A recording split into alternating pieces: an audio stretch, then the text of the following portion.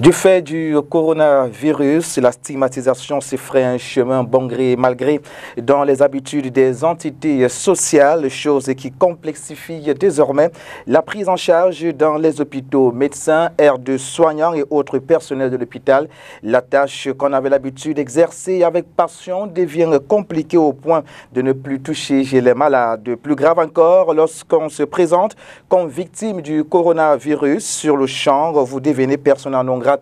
Vous êtes refoulé par ceux qui sont censés vous soigner. Voilà la triste image qui sévit dans la plupart des centres de formation hospitalière depuis l'avènement du Covid-19 plutôt sur le sol camerounais. Comment comprendre cet état de choses? Quelle peut être la cure appropriée pour sortir de cette hantise sociale? Le coronavirus est-elle une maladie de la honte? Quelles peuvent être les véritables solutions pour sortir de cette hantise sociale? Autant d'interrogations qui vont donc nous intéresser ce dimanche. Cette pandémie, on en parlera davantage dans cette émission. Une pandémie qui crée la psychose et arrache des vies. Du coup, des élans humanistes ne lésinent sur aucun moyen pour traduire leur solidarité à travers une mobilisation multiforme. Seulement, celle concernant la collecte des fonds initiée par les partis politiques fait jaser sous le bois sauve. La sortie du ministre de l'administration territoriale condamnant cette action a amené à comprendre qu'il existe une loi qui encadre une telle initiative. Sauf que les initiateurs y trouvent en cette sortie du MENAT de la mauvaise foi. Est-ce vraiment le cas? Nous en saurons davantage en seconde partie de cette émission avec des invités choisis sur le volet. On va donc prendre une petite transition. Mesdames, Messieurs, le temps également de vous souhaiter à tous la bienvenue dans le cadre de cette autre livraison de cet hebdo sur Spectrum Télévision. On revient juste le temps d'une petite transition pour embrayer sur le premier sujet.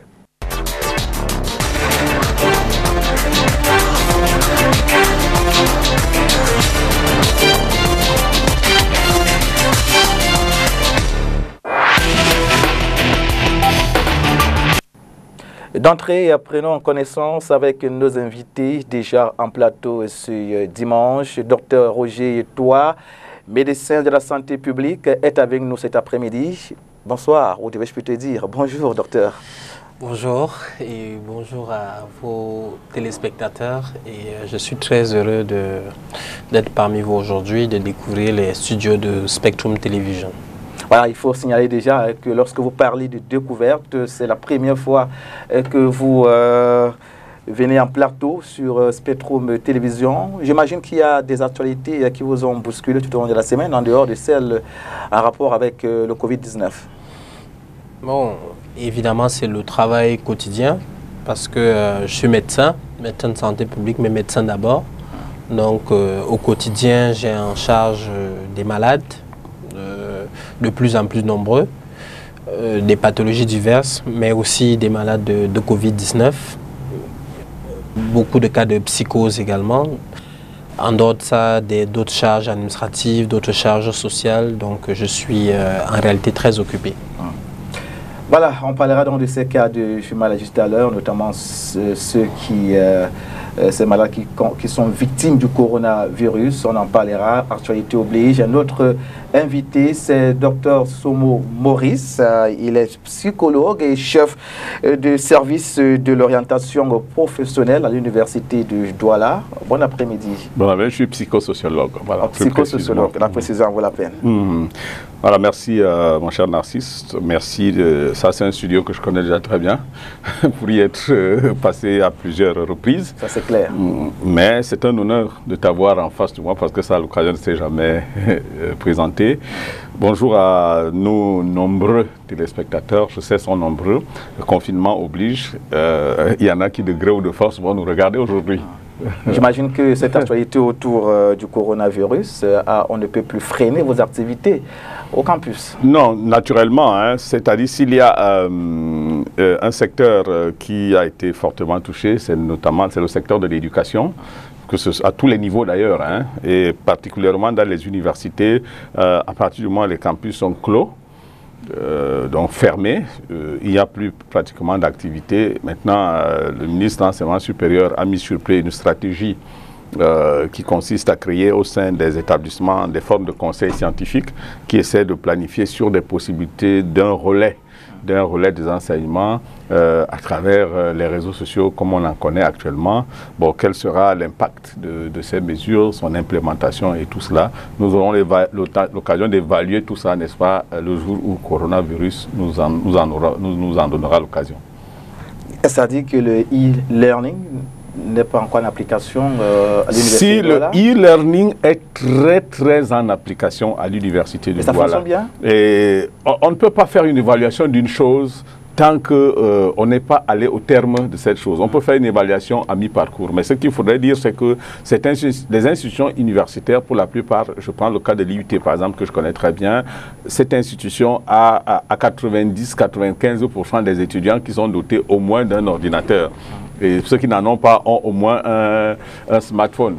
Donc du coup, le e-learning devrait donc être plus facile au niveau de ce type d'établissement. Comme d'ailleurs dans la majorité des universités, vous savez, les étudiants pour la plupart ont bénéficié, n'est-ce pas, du don du chef de l'État à travers des ordinateurs. On peut dire ce qu'on veut là-dessus. Toujours est-il que chaque étudiant est doté d'un ordinateur aujourd'hui. C'était un peu comme si on prévoyait cette situation avant. Le ministre avait prévu cette situation auparavant et c'est donc comme ça que tout le monde, tout étudiant est supposé être à ce jour doté d'un ordinateur et du coup donc ce qui rend implémentable facilement donc le e-learning. Et aujourd'hui, c'est à travers ce que j'ai appelé les conseils scientifiques au sein des établissements et de chaque département qu'une organisation est faite et puis c'est lancé.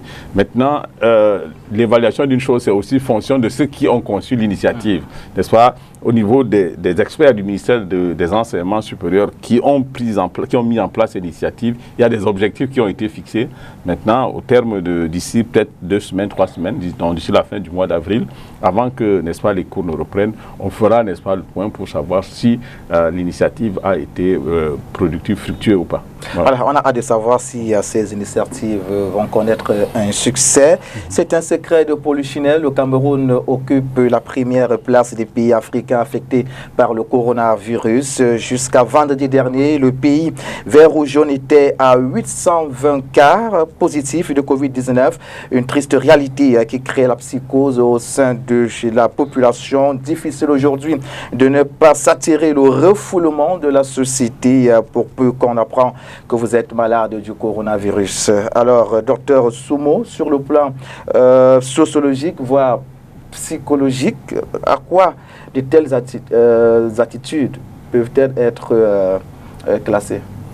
Donc, disons que la particularité sur le plan psychosocial, sur le plan social simplement, en termes d'impact de cette maladie, l'impact se décline en 2 concepts ou en 2 piliers, 2 paramètres si vous voulez.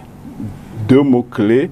Il y a ce qu'on pourrait appeler ici la stigmatisation. Et le deuxième mot, c'est la psychose.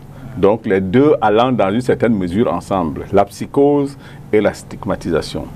La psychose, en fait, c'est une peur bleue que les uns et les autres peuvent logiquement avoir lorsqu'ils se sentent menacés. Tout individu se sentant menacé, n'est-ce pas, l'organisme, sur le plan mental, sur le plan psychologique et sur le plan physiologique plus tard, se met dans une forme de catatonie qui constitue une peur. La peur vient du fait qu'on redoute qu'à tout moment on est exposé. Maintenant, cette psychose, cette peur qu'on appelle la psychose, elle est suscitée par un ensemble d'éléments de communication. Ce sont les éléments de communication autour de la pandémie qui vont faire que les gens sombrent ou non dans la psychose. Il y a ce qu'on appelle la vulnérabilité. Lorsque l'individu se sent vulnérable, le niveau de psychose augmente, donc forcément la peur s'empare de tout le monde. Alors, le coronavirus ici a été présenté comme une pandémie pour laquelle il n'existait, ça je mets ça entre guillemets, c'était comme s'il n'existait pas de thérapie. Donc, forcément, les gens ont pensé que c'est une maladie. Lorsqu'on l'attrapait, on mourait. Forcément, lorsqu'on est dans une situation comme celle-là, elle est suffisamment grave pour que les gens se sentent très vulnérables et disent, tiens, nous ne pouvons rien faire et il faut, on est exposé. Donc, il y a donc ce concept de psychose générale qui peut être aussi dû au type même d'information que les responsables en charge de la gestion ont dû mettre sur la place publique. Alors, on a vu à certains endroits quand même une certaine sérénité dégagée par les uns et les autres pour dire nous allons maîtriser, nous maîtrisons, il y a des remèdes, il y a. Ça, c'est le premier aspect. Le deuxième aspect, voilà, je connais quelqu'un qui s'est mordu la langue entre abcès et tout ça. Alors, le deuxième élément ici que j'ai appelé la stigmatisation. Stigmatiser. C'est-à-dire que voir en l'autre un potentiel objet à son propre malheur. L'autre constitue pour soi un danger. Alors, l'élément fondateur de cette stigmatisation, c'est le caractère très transmissible de la maladie tel qu'il a été présenté. Alors, du coup, à raison de la possibilité d'être contaminé, toute personne qui porte ce virus est perçue comme étant potentiellement dangereux pour la société et pour l'autre. Ce n'est pas absolument faux, mais est-ce à dire forcément que la société ne peut rien faire pour qu'une personne portant le virus soit encadrée de façon à être totalement intégrée dans la société? La preuve, aujourd'hui, on demande aux uns et aux autres de vivre, de se mettre à une certaine distance, la distanciation, mais cela n'empêche que la société, elle, continue d'exister. C'est-à-dire que les gens continuent de s'entraider, de s'appeler, de faire des choses, ainsi de suite. Alors, cette forme de stigmatisation de la personne atteinte du Covid-19 a été l'un des deux piliers, n'est-ce pas, qui constituent la peur bleue que l'on a aujourd'hui. Donc, sur le plan social en général, il faut dire que voilà les deux principales conséquences que le coronavirus aura apportées dans notre société, c'est-à-dire la stigmatisation de l'autre et une certaine psychose générale. Alors, docteur Edouard, qu'est-ce qui peut expliquer aujourd'hui que dans les formations sanitaires, des personnes victimes de Covid-19 plutôt, fassent objet de refoulement? N'est-ce pas à cet endroit que des malades sont censés retrouver la guérison? Oui, évidemment, c'est à l'hôpital qu'on est censé retrouver la guérison. Il faut qu'on se voit l'hôpital à l'origine, dans sa forme originelle, était conçu comme l'endroit où on récoltait, où on recevait toute la misère du monde au XVIIIe siècle. Et tout ça, d'abord l'hôpital qui a été construit par le monde religieux. Donc Michel Foucault, le philosophe, a bien théorisé ça dans un de ses livres. C'était vraiment, comme on dit, c'était le côté les lépreux, les premiers patients de l'hôpital. C'était des lépreux, c'était des personnes qui avaient des maladies justement contagieuses. Donc théoriquement, en théorie, c'est ça, c'est l'hôpital. Mais après, l'hôpital s'est constitué comme à la fois une structure où on guérit, une structure administrative où on produit un certain nombre de prestations administratives, mais également l'hôpital est également un lieu où il y a de la vie, où il y a de la circulation entre les individus. Et l'hôpital est principalement animé par des humains qui sont le corps soignant. Ces humains qui ne vivent pas dans des îlots, même s'ils ont été formés pour soigner. Ils vivent également dans la société. Ils ont des voisins, ils ont des amis, ils ont des membres de famille. Et eux-mêmes, évidemment, ils ont des personnes, ils tombent également malades. Donc ce ne sont pas des extraterrestres. Pour aller dans la logique du docteur, du psychosociologue, j'allais ajouter à sa théorie une autre théorie en psychologie sociale qu'on appelle la théorie des représentations sociales. Oui. Voilà. C'est-à-dire comment on se représente aujourd'hui le coronavirus. Et tout ça, c'est très important de le savoir. Ça dépend. Est-ce qu'on se le représente, au départ, on se le représentait comme la maladie des Chinois. Après, c'était la maladie des Blancs. Après, c'était la maladie de gens de la diaspora. Et tout ça. Donc, aujourd'hui, les représentations sociales sont un ensemble d'informations que le cerveau sélectionne et pour garder un peu dans le petit coffre qu'on a derrière, et pour garder une certaine image fixe. Donc aujourd'hui, si le coronavirus est associé à la mort, je pense que probablement c'est à peu près la représentation sociale la plus, la plus importante. Aujourd'hui, le coronavirus est associé à la mort. Et toute personne qui a le coronavirus est potentiellement sur le chemin de la mort. Donc c'est le message en réalité qui est véhiculé, c'est la représentation sociale qui circule le plus. Et donc évidemment, on voit en Italie, on sait que à peu près 105 médecins sont morts de coronavirus. À peu près 200 personnels paramédicaux, les infirmiers et consorts. En France, même chose. L'une des premières personnes à mourir de coronavirus en Chine, c'était un médecin qui avait sonné l'alerte sur cette maladie. Alors, le personnel soignant, qui est composé d'humains qui vivent en société, ont logiquement le droit d'avoir cette dégager, de ressentir, d'avoir les mêmes ressentiments que le docteur a parlé tout à l'heure, c'est-à-dire que cette espèce de psychose et tout qui peut évidemment les attaquer. Donc, cela amène à la fois à poser un nouveau regard, à construire une nouvelle communication qui est à la fois ciblée pour toute la population, mais qui est également orienté vers le personnel médical. Ce n'est pas des simples notes, c'est bien beau, on peut ordonner aux gens de ne plus discriminer les gens, mais il faut également soutenir le personnel médical, parce que c'est un domaine qui semble parfois ignoré, mais c'est très important. Dans les formations sanitaires en Europe, chaque fois qu'il y a un décès dans un hôpital, dans un service, il y a une cellule psychologique avec un psychologue qui vient non seulement assister la famille, mais qui assiste également le personnel soignant. Donc le personnel soignant semble solide, mais également il est très fragile et il a également besoin de soutien. Il faut évoquer que c'est un problème très grave, puisque déjà la nouvelle expression indique d'ailleurs dans sa parution du 7 avril 2020 que les autres malades sont désormais des personnes non désirées dans plusieurs hôpitaux de la ville de Douala du fait de cette pandémie. Alors, comment sortons de cette stigmatisation-là? Bon, je pense qu'il faut d'abord apporter un bémol à cette déclaration. Les personnels souffrant de Covid ne sont pas forcément refoulés dans des formations sanitaires. Je pense que... Ils ne sont pas forcément, mais il y a quand même des cas. Il y a des témoignages. Oui, je pense que c'est peut-être des cas sporadiques, mais ce n'est pas des cas généraux. Par le serment que nous avons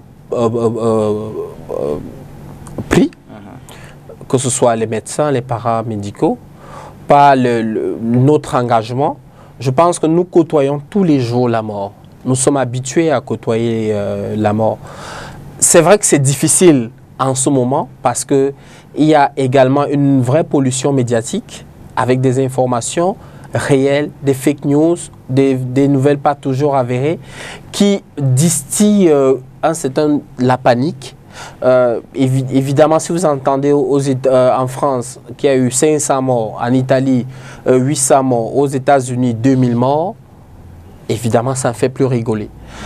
Mais dans les formations sanitaires, ce qui est très important, je le dis, c'est le soutien du personnel médical. C'est-à-dire que le personnel médical doit être en quantité suffisante.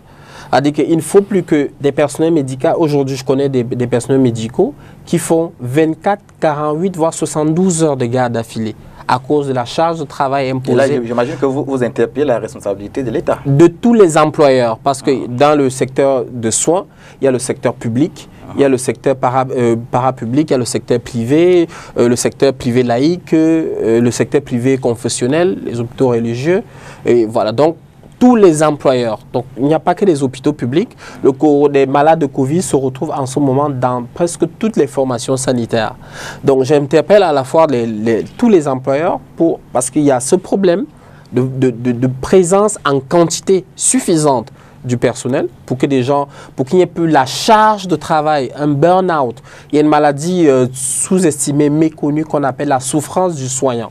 C'est-à-dire que c'est un état d'épuisement physique et psychologique et de sentiments d'abandon des soignants, si bien qu'en Europe, par exemple, il y a un taux élevé de suicide des soignants. Donc, cette charge de travail, si le personnel est en quantité insuffisante, vous risquez d'avoir des problèmes. Maintenant, en plus, il y a la question de la qualité des professionnels de santé. Aujourd'hui, vous avez à peu près, dans le coronavirus, à peu près 3 types de patients. Il y a des patients qui vont rester asymptomatiques, il y a des patients qui vont développer des signes mineurs, mais il y a des patients qui vont développer des signes graves, qui ont besoin, par exemple, d'une intubation, de la réanimation. Aujourd'hui, je ne suis pas sûr, selon les statistiques, qu'on a assez de personnel pour la réanimation. Même j'entends des dons de milliardaires, des bonnes volontés aujourd'hui qui disent qu'on va donner tel nombre de respirateurs, tel nombre d'appareils de réanimation, mais est-ce qu'on va également jeter également dans la bataille un nombre de réanimateurs à ce sujet? Donc, en dehors, si on ne peut pas le faire, il faut former le personnel, les médecins généralistes, d'autres. Aujourd'hui, en Europe, il n'est pas rare de trouver un gynécologue, un urologue et tout ça dans des services de réanimation parce que c'est insuffisant. Donc, ensuite, il faut protéger le personnel. La psychose vient d'un sentiment d'impuissance, de vulnérabilité. C'est-à-dire, quand on voit en Italie, en Europe, des médecins, des personnels de soins qui sont hyper protégés. Ils ont des vêtements, des blouses, des casaques, des surblouses, des masques, des visières. Malgré tout cela, ils tombent toujours malades. Ils contractent le coronavirus. Il est logique que des personnels médicaux qui sont sous-protégés en Afrique ressentent un sentiment profond de vulnérabilité. Donc, ensuite, après la question de la protection, il faut la question de la motivation. Et la motivation peut être financière, c'est-à-dire qu'il faut peut-être pas doubler, peut-être augmenter les salaires, doubler les primes d'astreinte, les primes de risque et consorts. Et il y a une autre forme de motivation qui est non financière. Vous le savez, en France, tous les jours à 20 h, les populations sortent pour applaudir le personnel soignant, pour dire on est avec vous, ne nous lâchez pas, on vous encourage, vous êtes nos héros. Il faut qu'il y ait un mécanisme d'encouragement. Ça peut être un encouragement public avec des initiatives comme ça. Ça peut être des encouragements par les différents employeurs. Des lettres de félicitations, des motivations, des encouragements, et ainsi de suite. D'accord. Docteur Somo, on constate de plus en plus que les Camerounais se plient aux gestes barrières édictés par le gouvernement, sauf qu'à côté, on a l'impression que les autres, ou alors l'autre est devenu un danger pour son prochain, vous le disiez d'ailleurs tout à l'heure, et du coup, l'interactivité n'a plus sa place. Alors, quelle lecture faites-vous de ces cas de figure, alors de cet état des choses? Oui, vous avez évoqué un concept qui est important ici, l'interactivité. C'est-à-dire que entre les populations, il faut que la vie continue, somme toute. C'est-à-dire que dans un contexte où il est interdit d'accéder à l'autre, de toucher l'autre, faire quoi, il faut bien que ça continue. Mais il y a des espaces forts pour lesquels le là doit être donné. Tout à l'heure, nous avons parlé de la psychose, nous avons parlé de cette stigmatisation. L'hôpital, comme disait le docteur tout à l'heure, est un endroit fondamental qui est le premier à susciter l'espoir dont les populations ont besoin en ce moment. Je crois que c'est à vous que j'ai fait suivre un lien d'une dame qui est arrivée dans un hôpital ici, et qui en réalité se disait, enfin c'était auto-diagnostiqué, appelons ça comme ça, et du coup avait tiré la conclusion qu'elle souffrirait du Covid. Bon, il a suffi qu'elle arrive dans un hôpital pour que le personnel d'accueil qui était là s'en dégage, puis finalement elle a été traînée on l'a renvoyée chez elle, ainsi de suite. Bon, je peux pas, nous ne nous arrêterons pas sur cet élément parce que... On qu'il évoquera d'ailleurs ce genre de cas tout à l'heure. Pardon?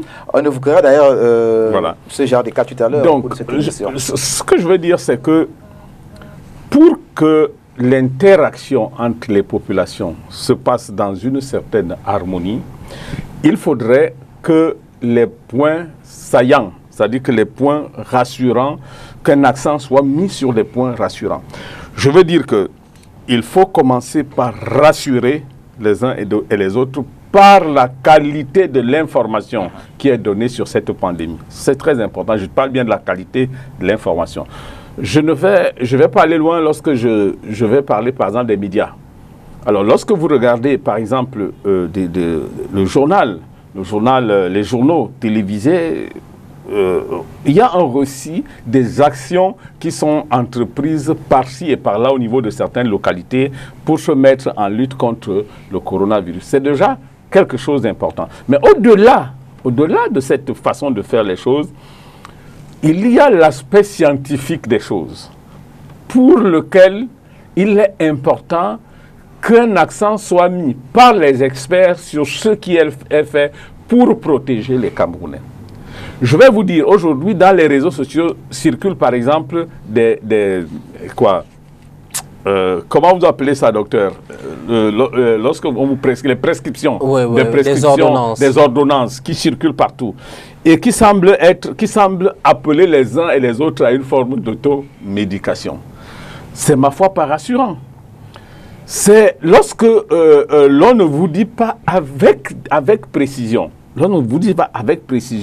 où sont les différents malades et quel est leur état actuel. Lorsqu'on ne vous précise pas l'avancement des recherches sur la chose actuellement dans notre pays, il y a un souci. Bon, il a évoqué la notion de représentation sociale.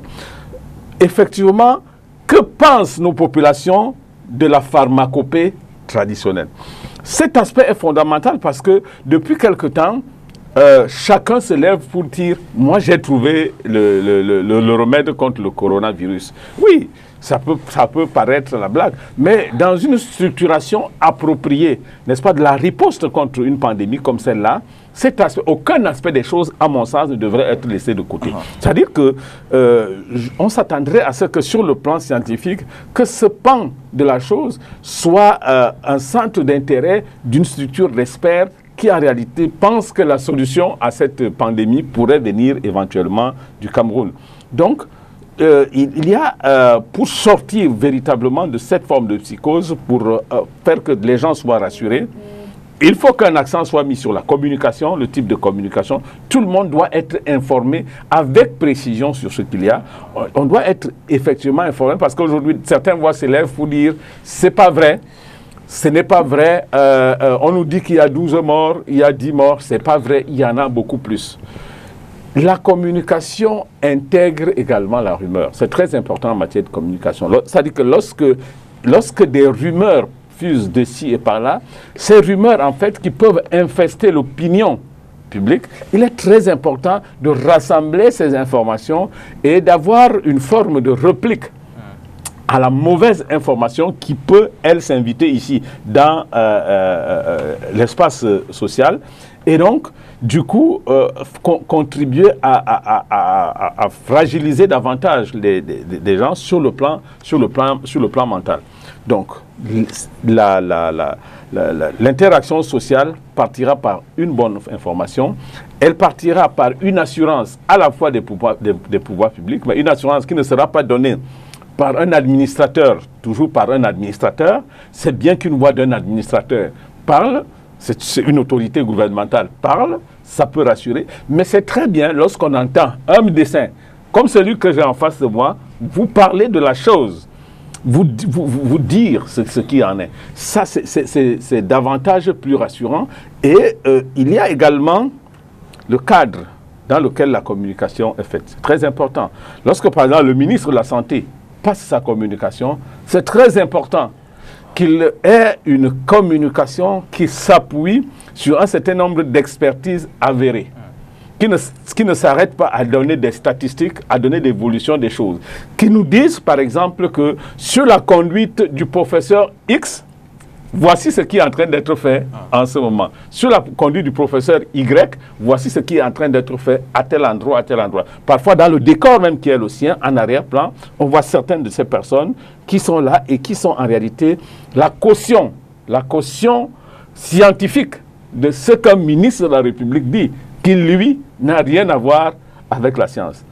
Si les choses ne sont pas faites de cette façon, après des gens pensent que c'est un blabla quotidien qui continue et ça ne contribuera pas à rassurer les gens. Et tant que les gens ne sont pas rassurés que la pandémie est maîtrisée, l'interaction sociale, elle, ne suivra pas. Donc, on comprend qu'il faudrait peut-être repenser la politique communicationnelle pour que les populations soient davantage rassurées. Alors, justement, parler de ces communications en évoquant le volet recherche. Alors, docteur, y a-t-il des avancées au niveau du corps médical quant à la recherche, quant aux vaccins, en fait, qui puissent aider les populations à être à l'abri de ce virus? Alors, sur le volet recherche, je diviserai le volet en plusieurs niveaux. D'abord au niveau international, il y a énormément d'essais cliniques qui se déroulent dans le monde. En ce moment, rien que sur les médicaments, il y a à peu près 53 essais cliniques qui se déroulent à travers le monde. Curieusement, aucun en Afrique, mais énormément que ce soit en Chine, aux États-Unis, en France, en Australie, en Allemagne, ainsi de suite. Il y a d'ailleurs une polémique qui est née quand certains chercheurs ont maladroitement évoqué le cas d'initier la recherche sur un certain nombre de vaccins en Afrique. Donc, il y a ces protocoles, ces initiatives de recherche qui sont menées à travers le monde. Nous attendons les résultats. En théorie, on pourrait avoir un médicament assez stable d'ici peut-être 2 mois et peut-être un vaccin d'ici 18 mois. Bon, après, il y a des médicaments pour l'instant qui font office de traitement. Vous connaissez le célèbre protocole du professeur Raoul, qui a initié sa recherche sur un certain nombre de patients limités dans son centre de recherche à Marseille. Aujourd'hui, on lui a demandé de faire une recherche à plus large, avec une population plus large. Il a initié il y a une étude baptisée Discovery qui a été lancée au niveau européen, incluant plus de 3600 patients. Donc aujourd'hui, elle est en cours. Mais on a, ce que j'ai lu l'autre jour, qui a une étude sur à peu près 1000 patients qui a livré les premiers résultats, qui semble donner raison au professeur Raoul.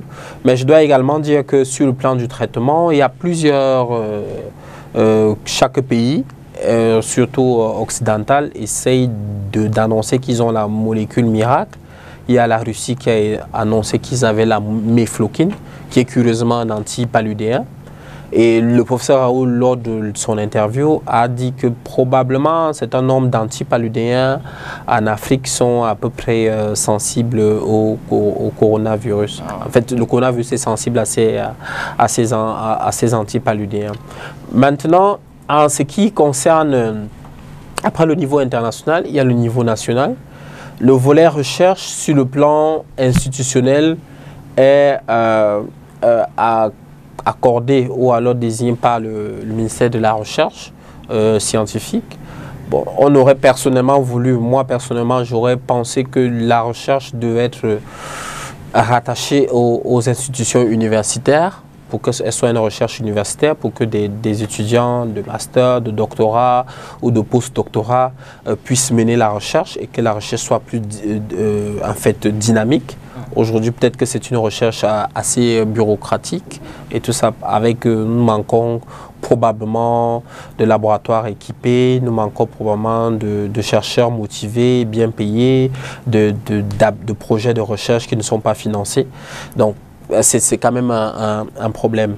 Nous avons tous suivi la ministre de la Recherche scientifique dit que un des instituts dont elle a la charge étaient capables de produire de la chloroquine et qu'ils avaient reçu l'appui du président de la République. Parlons justement de cette chloroquine. On va rappeler que à travers sa sortie, le ministre de la Santé publique a validé, n'est-ce pas, ces travaux-là qui, dans le but, n'est-ce pas, de fabriquer de la chloroquine. Alors, comment le corps médical, sur le plan national, a-t-il accueilli cette information? Parce que tout à l'heure, vous évoquiez le fait que vous ne soyez pas associé, n'est-ce pas, dans ces recherches-là. Bon, théoriquement, le corps médical est favorable à toute initiative qui peut favoriser la disponibilité des traitements. Mais personnellement, je suis un peu plus réservé parce que je pense que le rôle du ministère de la Recherche et surtout des chercheurs est de mettre au point des molécules, de trouver les principes actifs des molécules, de dire qu'on a trouvé la chloroquine sur telle écorce, sur tel arbre, et ainsi de suite. Après, les gens qui doivent prendre le recherche, c'est les industriels du secteur pharmaceutique. Parce que pour la productivité, pour booster la productivité industrielle, il faut deux éléments. Il faut un, le capital, et deux, la force de travail. Et ce n'est pas le ministère qui a les capitaux. Les capitaux sont détenus par les hommes d'affaires et un certain nombre de mécènes et de firmes. Et deuxièmement, la force de travail. Je ne suis pas sûr que le ministère ait assez d'experts. Ils ont des chercheurs, mais je ne sais pas s'ils ont assez de pharmaciens industriels, de logisticiens, d'un certain nombre de personnes qui sont capables de produire la chloroquine en quantité industrielle. Donc pour moi, je pense que peut-être on peut dire qu'en période de pandémie, avec l'appui gouvernemental, ils vont peut-être améliorer les capacités. Mais pour moi, on doit profiter de ce moment, de la crise, pour rebooster l'industrie pharmaceutique locale. Très bien. Je ne beaucoup pas la parole, Doc, parce que là, quand tu évoques l'idée de booster l'industrie pharmaceutique locale, je vais vous prendre un exemple simple. Une institution comme l'IUT de Douala a un laboratoire très important.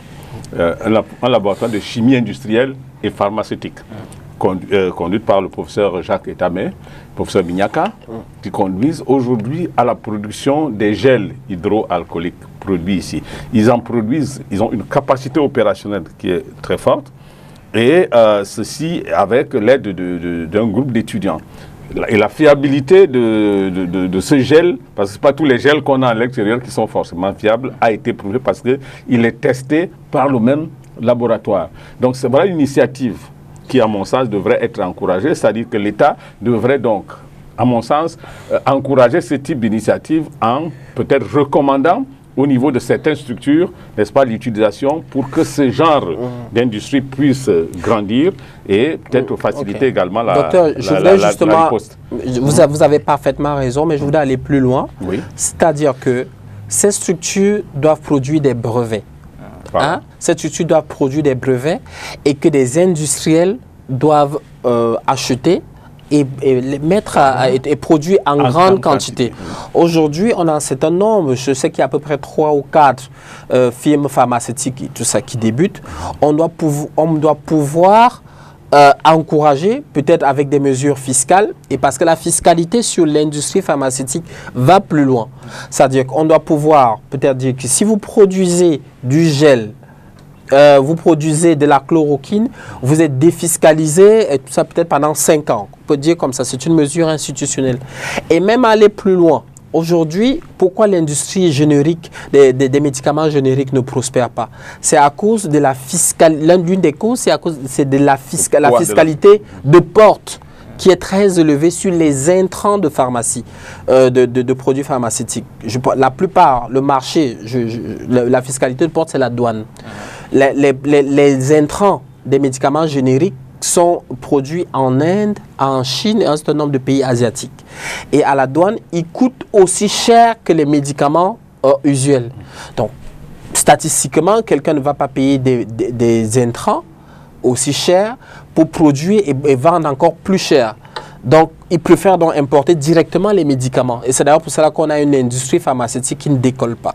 Donc, on devrait profiter de ce moment pour défiscaliser, par exemple, tous les intrants des médicaments génériques pour qu'on puisse les importer, que ce soit en Inde, au Nigeria ou en Chine, et ainsi de suite, pour pouvoir donc booster, par exemple. On n'a pas besoin qu'une firme pharmaceutique, par générosité, nous envoie 100 millions de comprimés de quinine.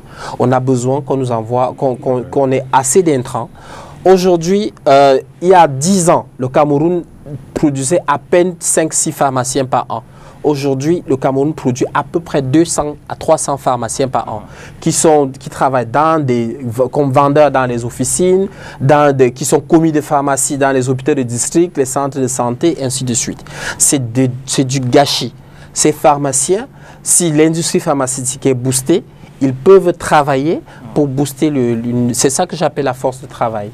En raison du domaine de la recherche et d'un point de vue personnel, on va rappeler que vous êtes médecin, donc il n'y a pas meilleure personne à qui poser cette question, c'est à vous. Quelle idée que vous faites de la chloroquine? Alors, moi, personnellement, sur mes recherches personnelles, je sais que la chloroquine a démontré son efficacité in vitro. C'est-à-dire qu'en laboratoire, a démontré son efficacité in vitro sur un certain nombre de virus tels que le coronavirus et d'autres virus apparentés également. Maintenant, in vivo, c'est-à-dire sur l'être humain, il va falloir qu'on mène des études beaucoup plus approfondies. La chloroquine a été vendue pendant longtemps au Cameroun pour un traitement antipaludéen. Il a été retiré du marché pour des résistances qu'on rencontrait dans le traitement du palu et qui étaient remplacés par les dérivés de l'artémisinine. Donc tous les médicaments que vous avez, Coartem, Coarinate, Malacur, un certain nombre de artéméter et tout, ce sont des dérivés de l'artémisinine. Donc à l'époque, je veux dire que c'était un médicament qui était assez efficace contre le palu. Sa classe de médicaments, c'est les aminoalcools. Aujourd'hui, est-ce que ce serait efficace contre la chloroquine? Les premières recherches du professeur Raoul à Marseille disent oui. Maintenant, l'inconvénient, on dit qu'il y a beaucoup d'effets indésirables, notamment cardiaques, parce que ça crée des dysfonctions, c'est-à-dire que des troubles du rythme cardiaque, notamment sur l'électrocardiogramme, l'allongement de l'espace QT. Bon, c'est un thème un peu professionnel, mais en fait, on trouve des anomalies au niveau cardiaque chez un certain nombre de personnes. Évidemment, il y a également des effets indésirables dermatologiques. Beaucoup qui ont bu la chloroquine ont eu un certain nombre de prurites qu'on appelle vulgairement des mangeusons. Donc, quand on met un médicament comme ça, il faut qu'on prouve son efficacité, mais il faut également qu'on prouve son innocuité.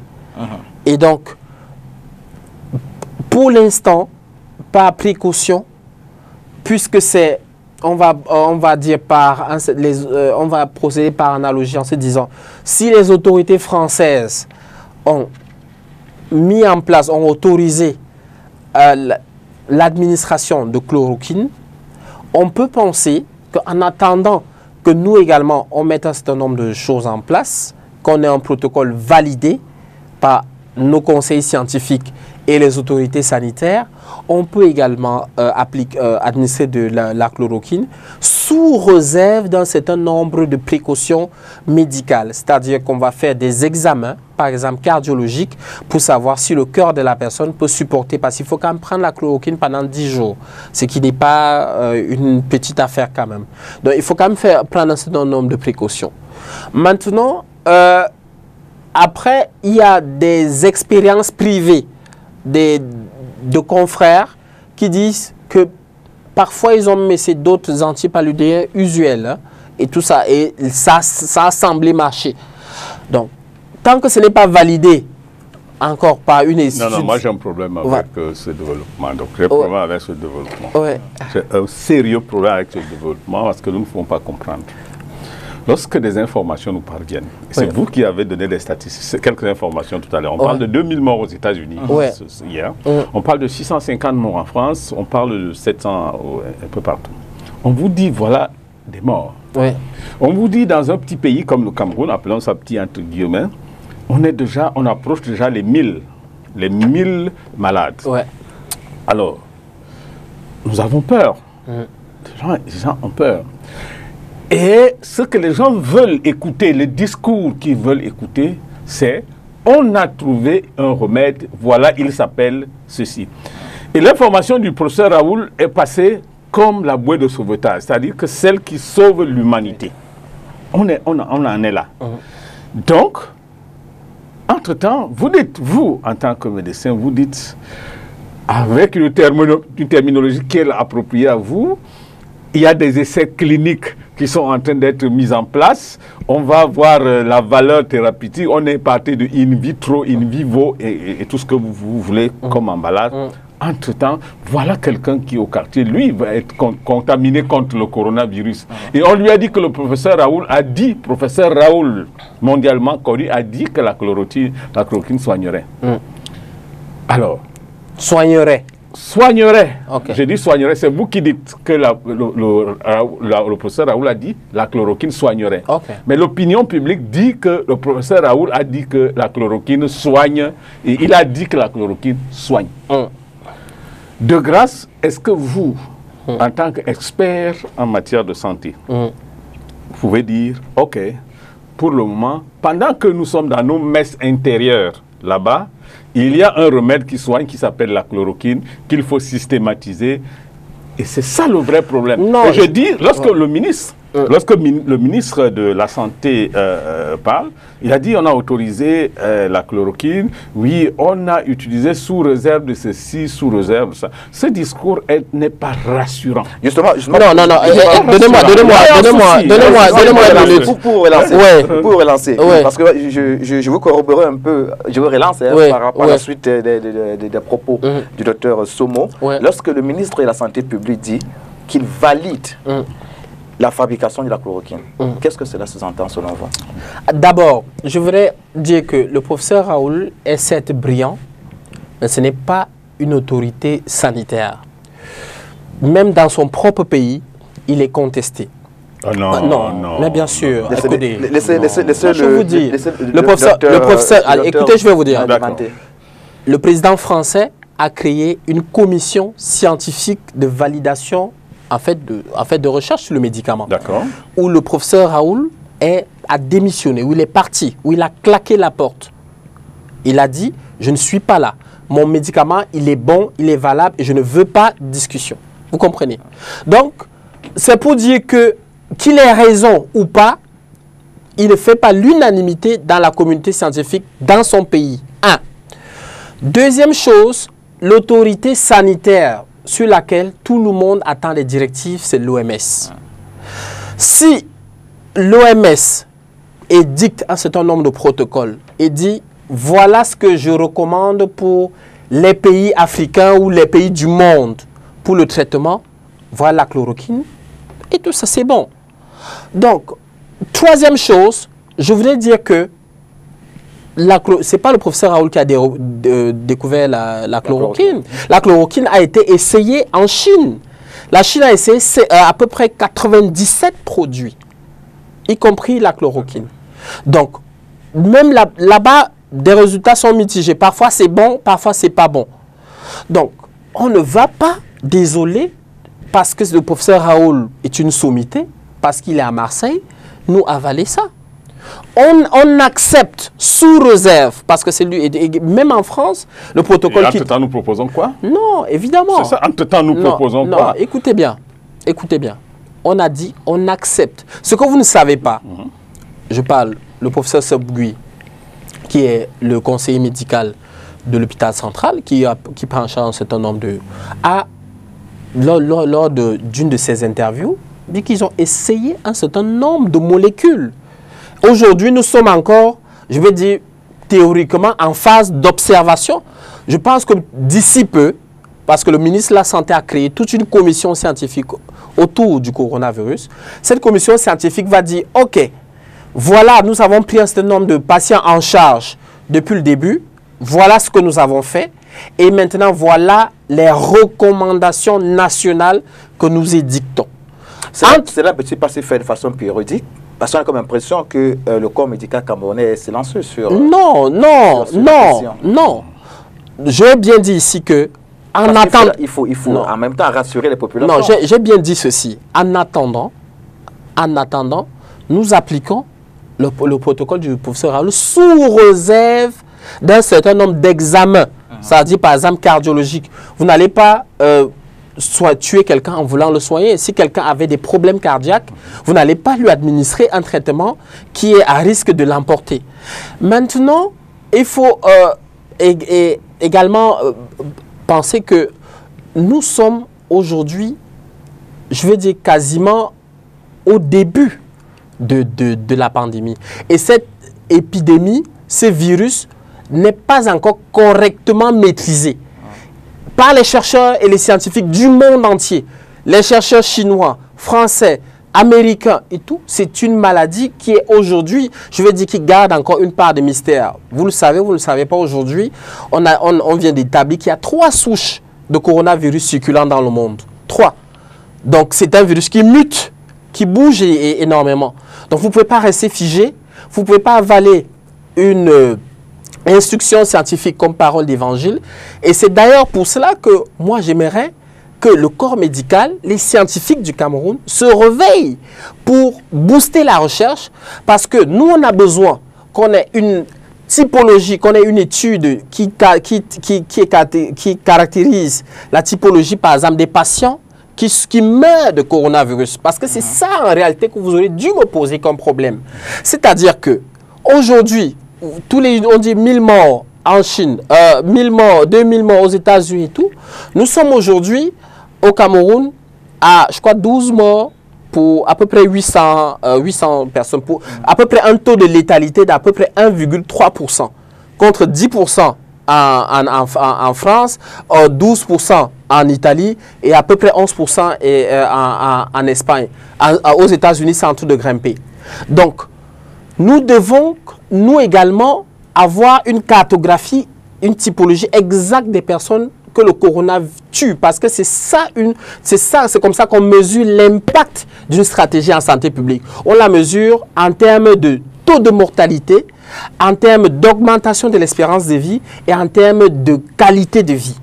Et donc, aujourd'hui, on doit établir ça. C'est-à-dire, on ne doit pas forcément lutter, entre guillemets, seulement lutter contre la contamination, mais on doit lutter contre la mortalité. On doit préserver, on doit savoir qui meurt et les sauver. Ça, c'est le premier axe de recherche. Le deuxième axe de recherche, c'est évidemment de trouver les molécules qui sont efficaces en Afrique, pour ne pas dire au Cameroun.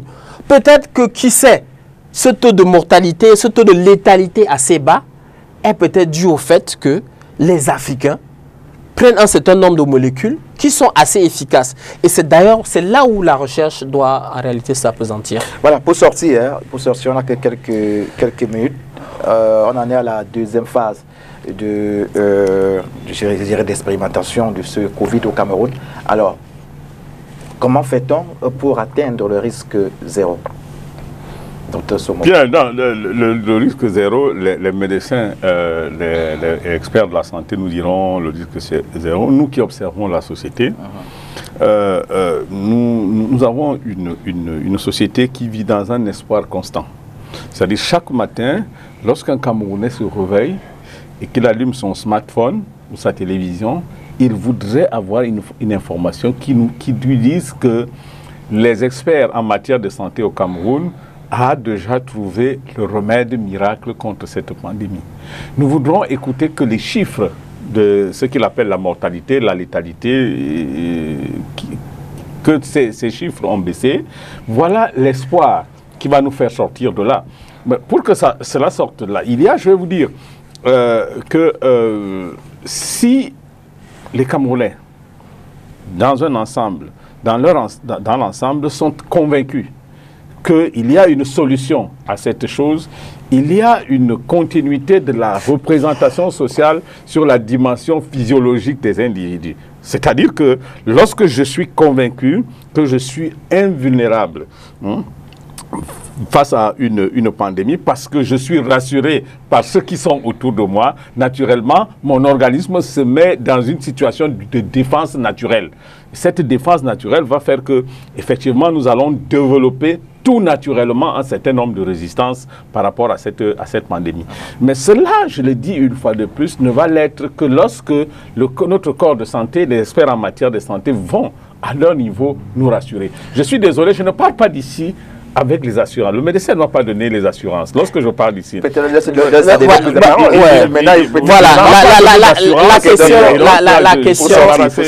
la question, c'est en fait, rassurer le docteur. Désolé, je ne vais pas le rassurer. Parce que la question, c'est comment l'épidémie finit. Hein, je pense.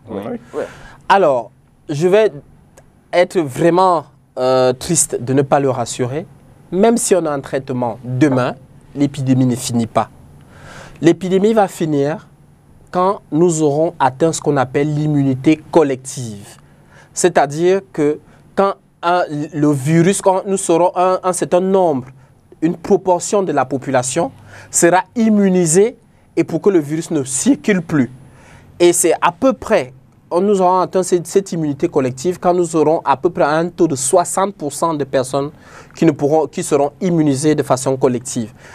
Il y a une variable en épidémiologie qu'on appelle le taux de reproduction du virus. C'est-à-dire que le nombre de personnes qu'un virus le nombre de personnes qu'une personne infectée peut contaminer lors d'une épidémie. Par exemple, il est d'à peu près 15 pour la rougeole, 5 pour les oreillons, 3 pour le VIH et pour le coronavirus, à peu près 2,4. Et donc, l'épidémie s'arrête quand ce taux est inférieur à 1. C'est-à-dire que si nous sommes 60% qui sont immunisés, ça veut dire que les 40% et tout ça, mathématiquement, ne pourront pas en fait contaminer les 60% et l'épidémie va finir. Donnez-moi 10 secondes un peu pour finir. Très rapidement. Et comment on atteint l'immunité collective? Il y a 2 voies pour atteindre l'immunité collective. La première voie, c'est le vaccin. Il faut vacciner les gens. Et tout ça, si on vaccine un certain nombre de la population, elle va atteindre l'immunité collective. Mais pour qu'on vaccine, il faut qu'un vaccin soit disponible et il faut qu'il soit stabilisé, il faut qu'il soit...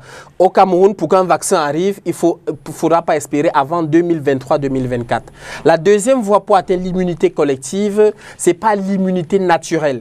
C'est-à-dire qu'un certain nombre de personnes vont contracter le virus, vont résister et après, voilà, vont résister et seront immunisés. Donc, ce nombre de personnes atteint 60% et tout ça, nous serons à peu près immunisés. Mais cette stratégie, évidemment, est risquée parce qu'évidemment, elle peut balayer les personnes les plus faibles, telles que les personnes âgées et certaines personnes porteuses de comorbidité. C'est d'ailleurs pour cela que l'une des...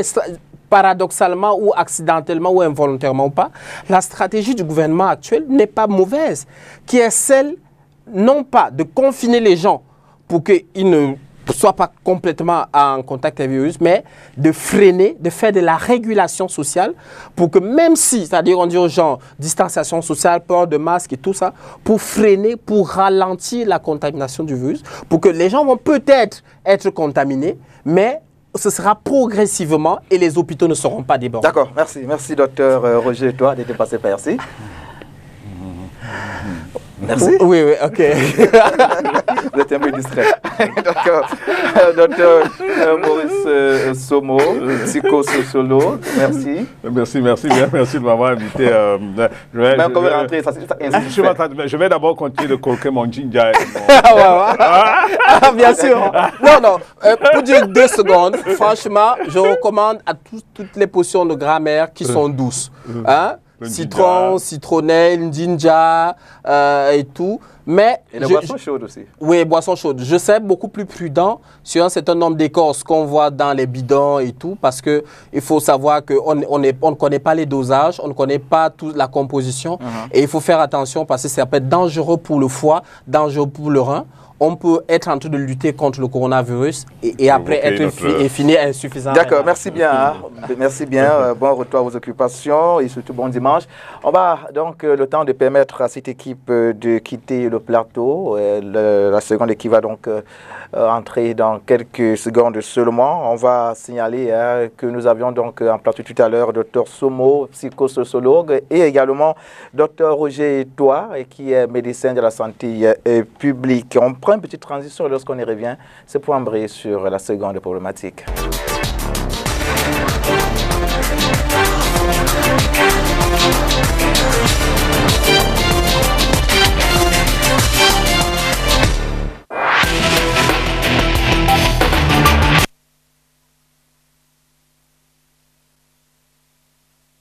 Certains partis politiques de l'opposition lancent un fonds qui permettra aux Camerounais d'ici et de la diaspora de soutenir financièrement le gouvernement dans le cadre de la lutte contre la propagation du coronavirus. Si l'initiative est appréciée par certains, il faut relever qu'une telle démarche est bien encadrée sur le plan légal. Oui, la loi de 1990, 053 du 19 décembre 1990, fixant les activités des associations, indique à son article 11 que, hormis les associations reconnues d'utilité publique, aucune association déclarée ne peut recevoir ni subvention des personnes publiques, ni donc élèves des personnes privées. Et du même texte, l'article 32 est clair là-dessus en indiquant que toute association dont la contribution effective est déterminante à la réalisation des objectifs prioritaires du gouvernement peut, sur demande, être reconnue d'utilité publique par décret du président de la République. En clair, les partis politiques non déclarés d'utilité publique ne peuvent pas recevoir de dons, selon cet enseignant de droit public à l'université de Douala. Alors, ça veut donc dire quoi? Ça veut donc dire clairement que les associations, c'est-à-dire que qui ne sont pas reconnues d'utilité publique, ne peuvent pas recevoir des dons ni des legs venant soit de l'État ou des personnes privées. Bon, alors, quand nous prenons les associations telles que les partis politiques, parce que est-ce qu'une association privée, mais non déclarée d'utilité publique, peut recevoir des dons et des legs? Non. C'est-à-dire que dans la loi refuse cela. Ça veut donc dire clairement que si nous prenons le cas d'un parti politique, si ce parti politique n'est pas déclaré d'utilité publique, mais il faut encore faire très attention parce que la Constitution dispose à une de ses dispositions que les partis politiques concourent à l'expression du suffrage. Est-ce qu'il n'est pas là une participation d'utilité publique? Non. Là encore, ça devient compliqué, mais retenons simplement que un parti politique, en tant qu'association privée, ne peut recevoir des dons, des legs, que si ce parti bénéficie d'une reconnaissance comme d'utilité publique. Donc voilà ce que disent les articles 11 et 32 de la loi numéro 90, 053 du 19 décembre 1990. La loi du 19 décembre 1990 portant sur la liberté d'association prévoit également des sanctions en cas de violation de la réglementation en matière de dons et de legs. Effectivement, il est prévu ici, au niveau de cette loi de 90, de différentes sanctions. C'est-à-dire que si vous pouvez encourir une peine et une amende de 500 à 1 million de francs. Voilà, et vous pouvez également encourir une sanction qui consiste à la dissolution par un arrêté du ministre de l'administration territoriale de l'existence légale de votre application. Depuis la confirmation du premier cas de personnes infectées par le Covid-19, le gouvernement s'est engagé dans une vaste campagne de lutte contre la maladie.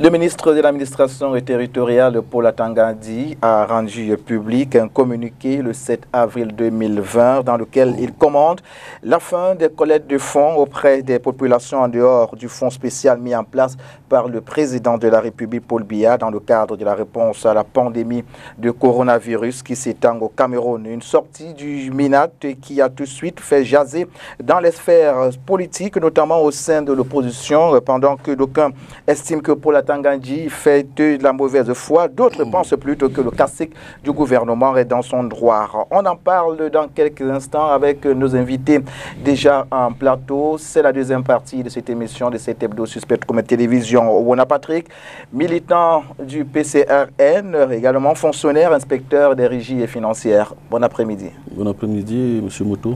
Merci. J'imagine que vous portez bien. Alhamdoulilah, ça va. Et le PCRN aussi. Le PCRN se porte bien.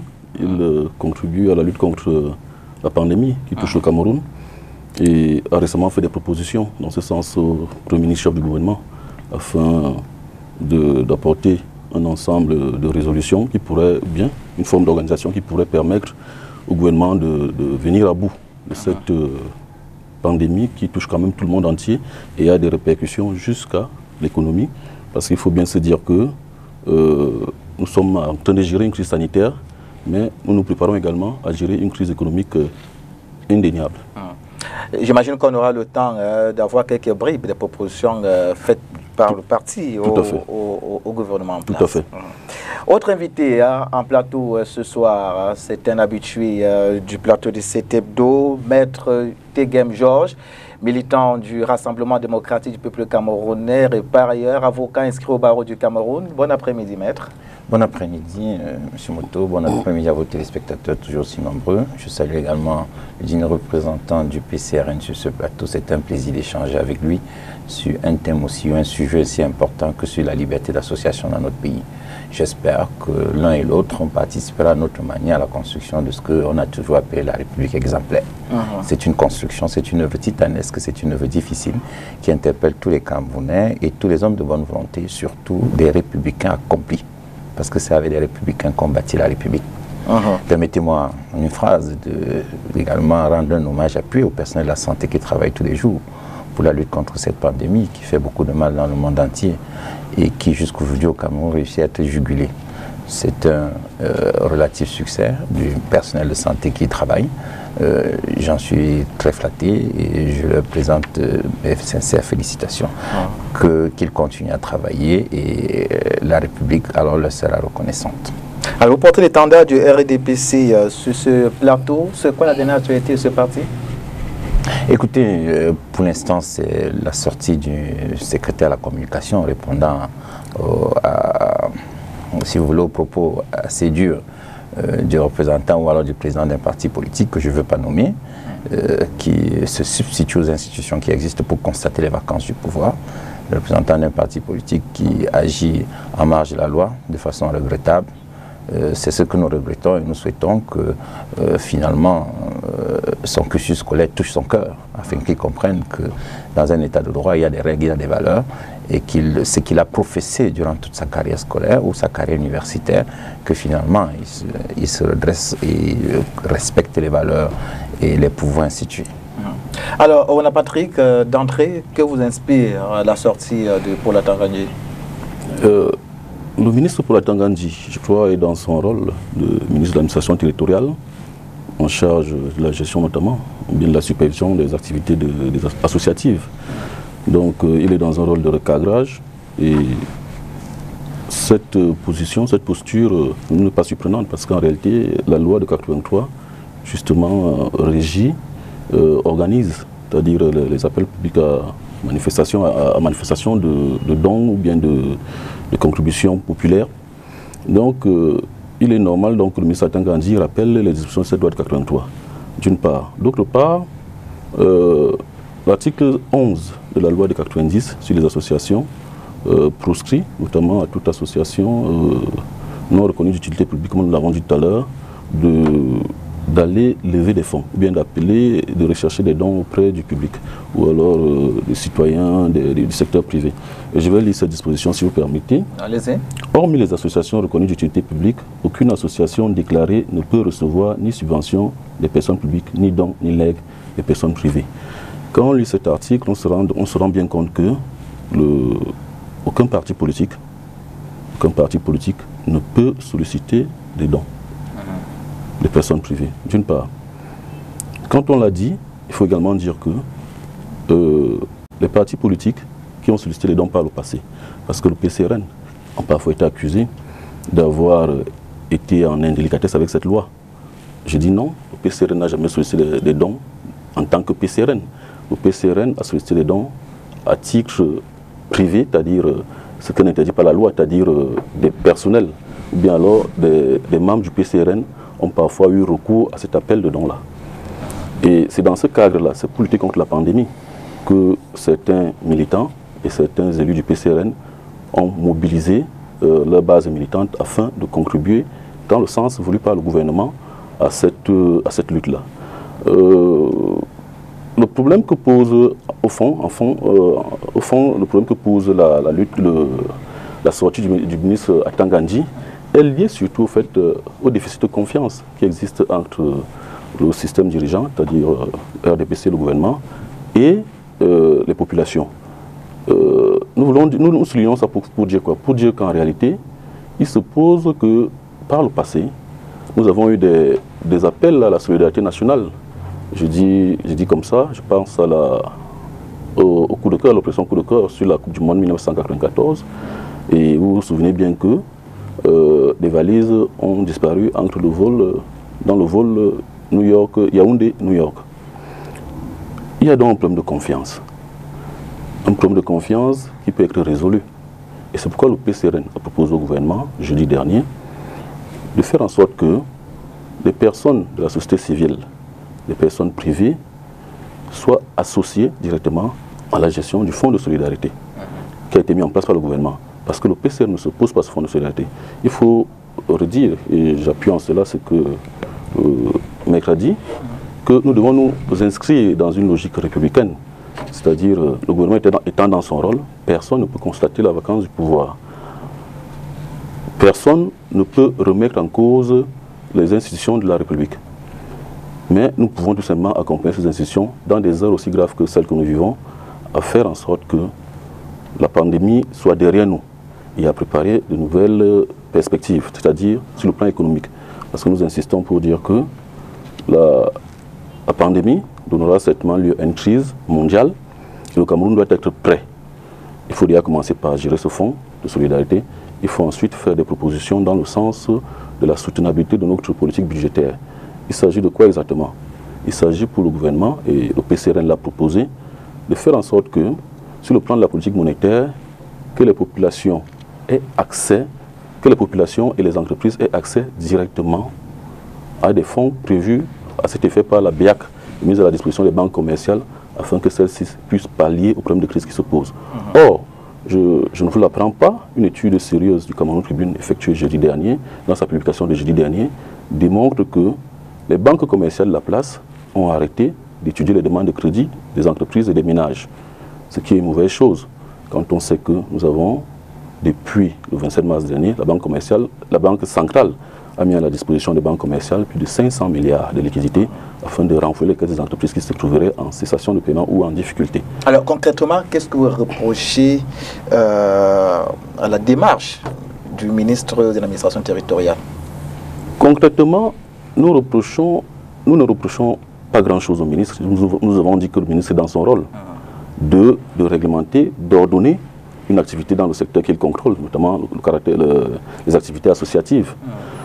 Nous demandons tout simplement au ministre de l'administration territoriale et au gouvernement dans son ensemble d'appuyer la requête du PCRN qui vise à l'accompagner, à accompagner le gouvernement dans la gestion du fonds de solidarité. Vous savez que, je vous ai dit, les populations ne font plus confiance. Il y a un déficit, il y a une crise de confiance de l'opinion par rapport au gouvernement, par rapport à la gestion de ces différents fonds-là.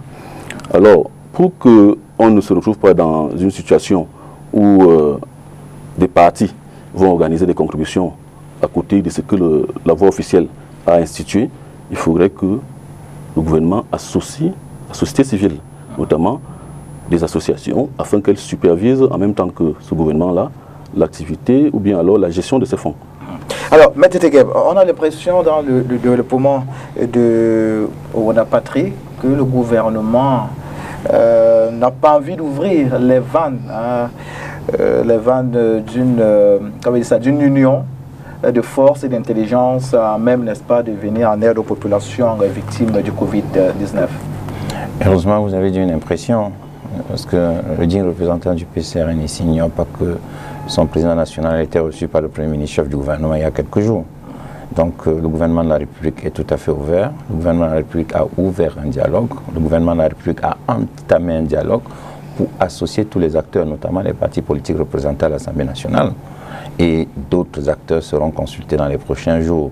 Il me semble que le Premier ministre chef du gouvernement va également ouvrir les négociations à la société civile, aux différents acteurs qui doivent accompagner le gouvernement dans cette guerre qu'il mène contre cette pandémie mondiale.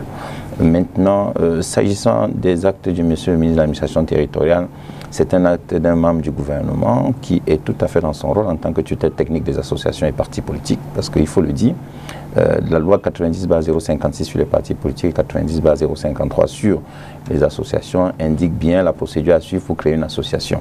Et la procédure à suivre pour créer un parti politique, tout se passe au niveau du ministère de l'administration territoriale.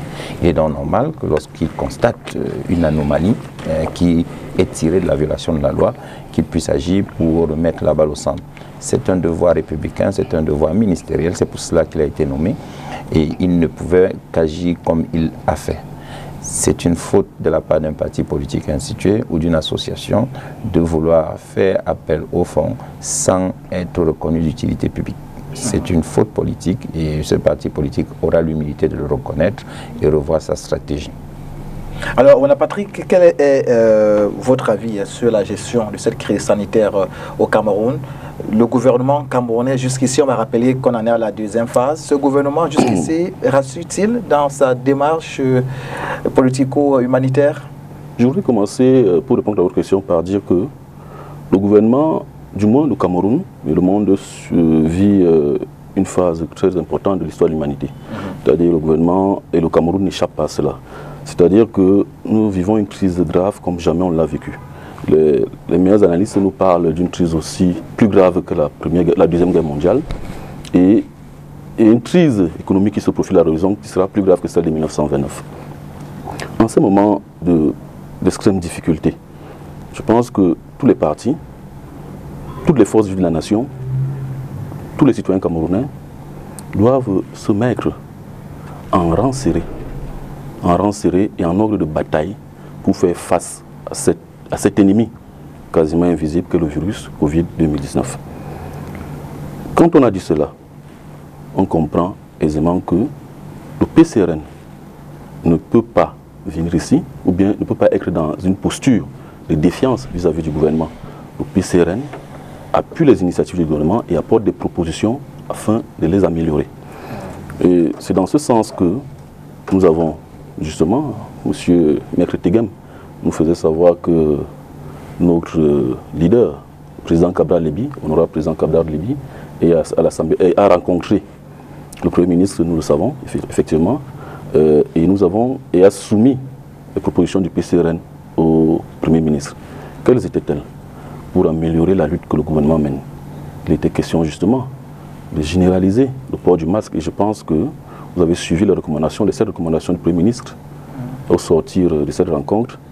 Je dois souligner, et sans fanfaronner, que ces 7 recommandations constituent en fait des recommandations formulées par le PCRN. Il s'agissait de quoi? Du port du masque, obligatoire pour l'ensemble des citoyens. Jusqu'ici, ce n'était pas possible. Le PCRN a recommandé au Premier ministre d'engager le gouvernement à faire en sorte que les populations aient des masques et le portent effectivement. Et dès demain, tout le monde devra porter. Mais comment ces gens auront des masques? Comment nos concitoyens auront des masques? Le PCRN a demandé au gouvernement de faciliter l'accès des écrans, des écrans médicaux afin de fabriquer des masques au Cameroun et suivant des normes camerounaises. Ça également, ça a été retenu par le Premier ministre et il a inscrit vous l'avez suivi, inscrit le ministre des Mines, qui est en charge de la Nord, de définir des normes de fabrication de masques au Cameroun. Et je crois que la plupart des entreprises citoyennes ou alors publiques sont en cours d'exploitation de ces masques-là. Parce qu'en réalité, il faut dire que ces recommandations ont été données depuis jeudi. Et à partir de lundi, nous espérons, tout le monde devra avoir son masque. Et si ce n'est pas possible lundi, nous interpellons les forces de l'ordre et même le gouvernement d'abord de veiller à faire en sorte que les populations ne soient pas immédiatement sanctionnées. Parce qu'en réalité, vous savez qu'il y a un problème de liquidité et de trésorerie. C'est-à-dire les ménages n'ont pas toujours les moyens d'avoir accès à ces masques-là.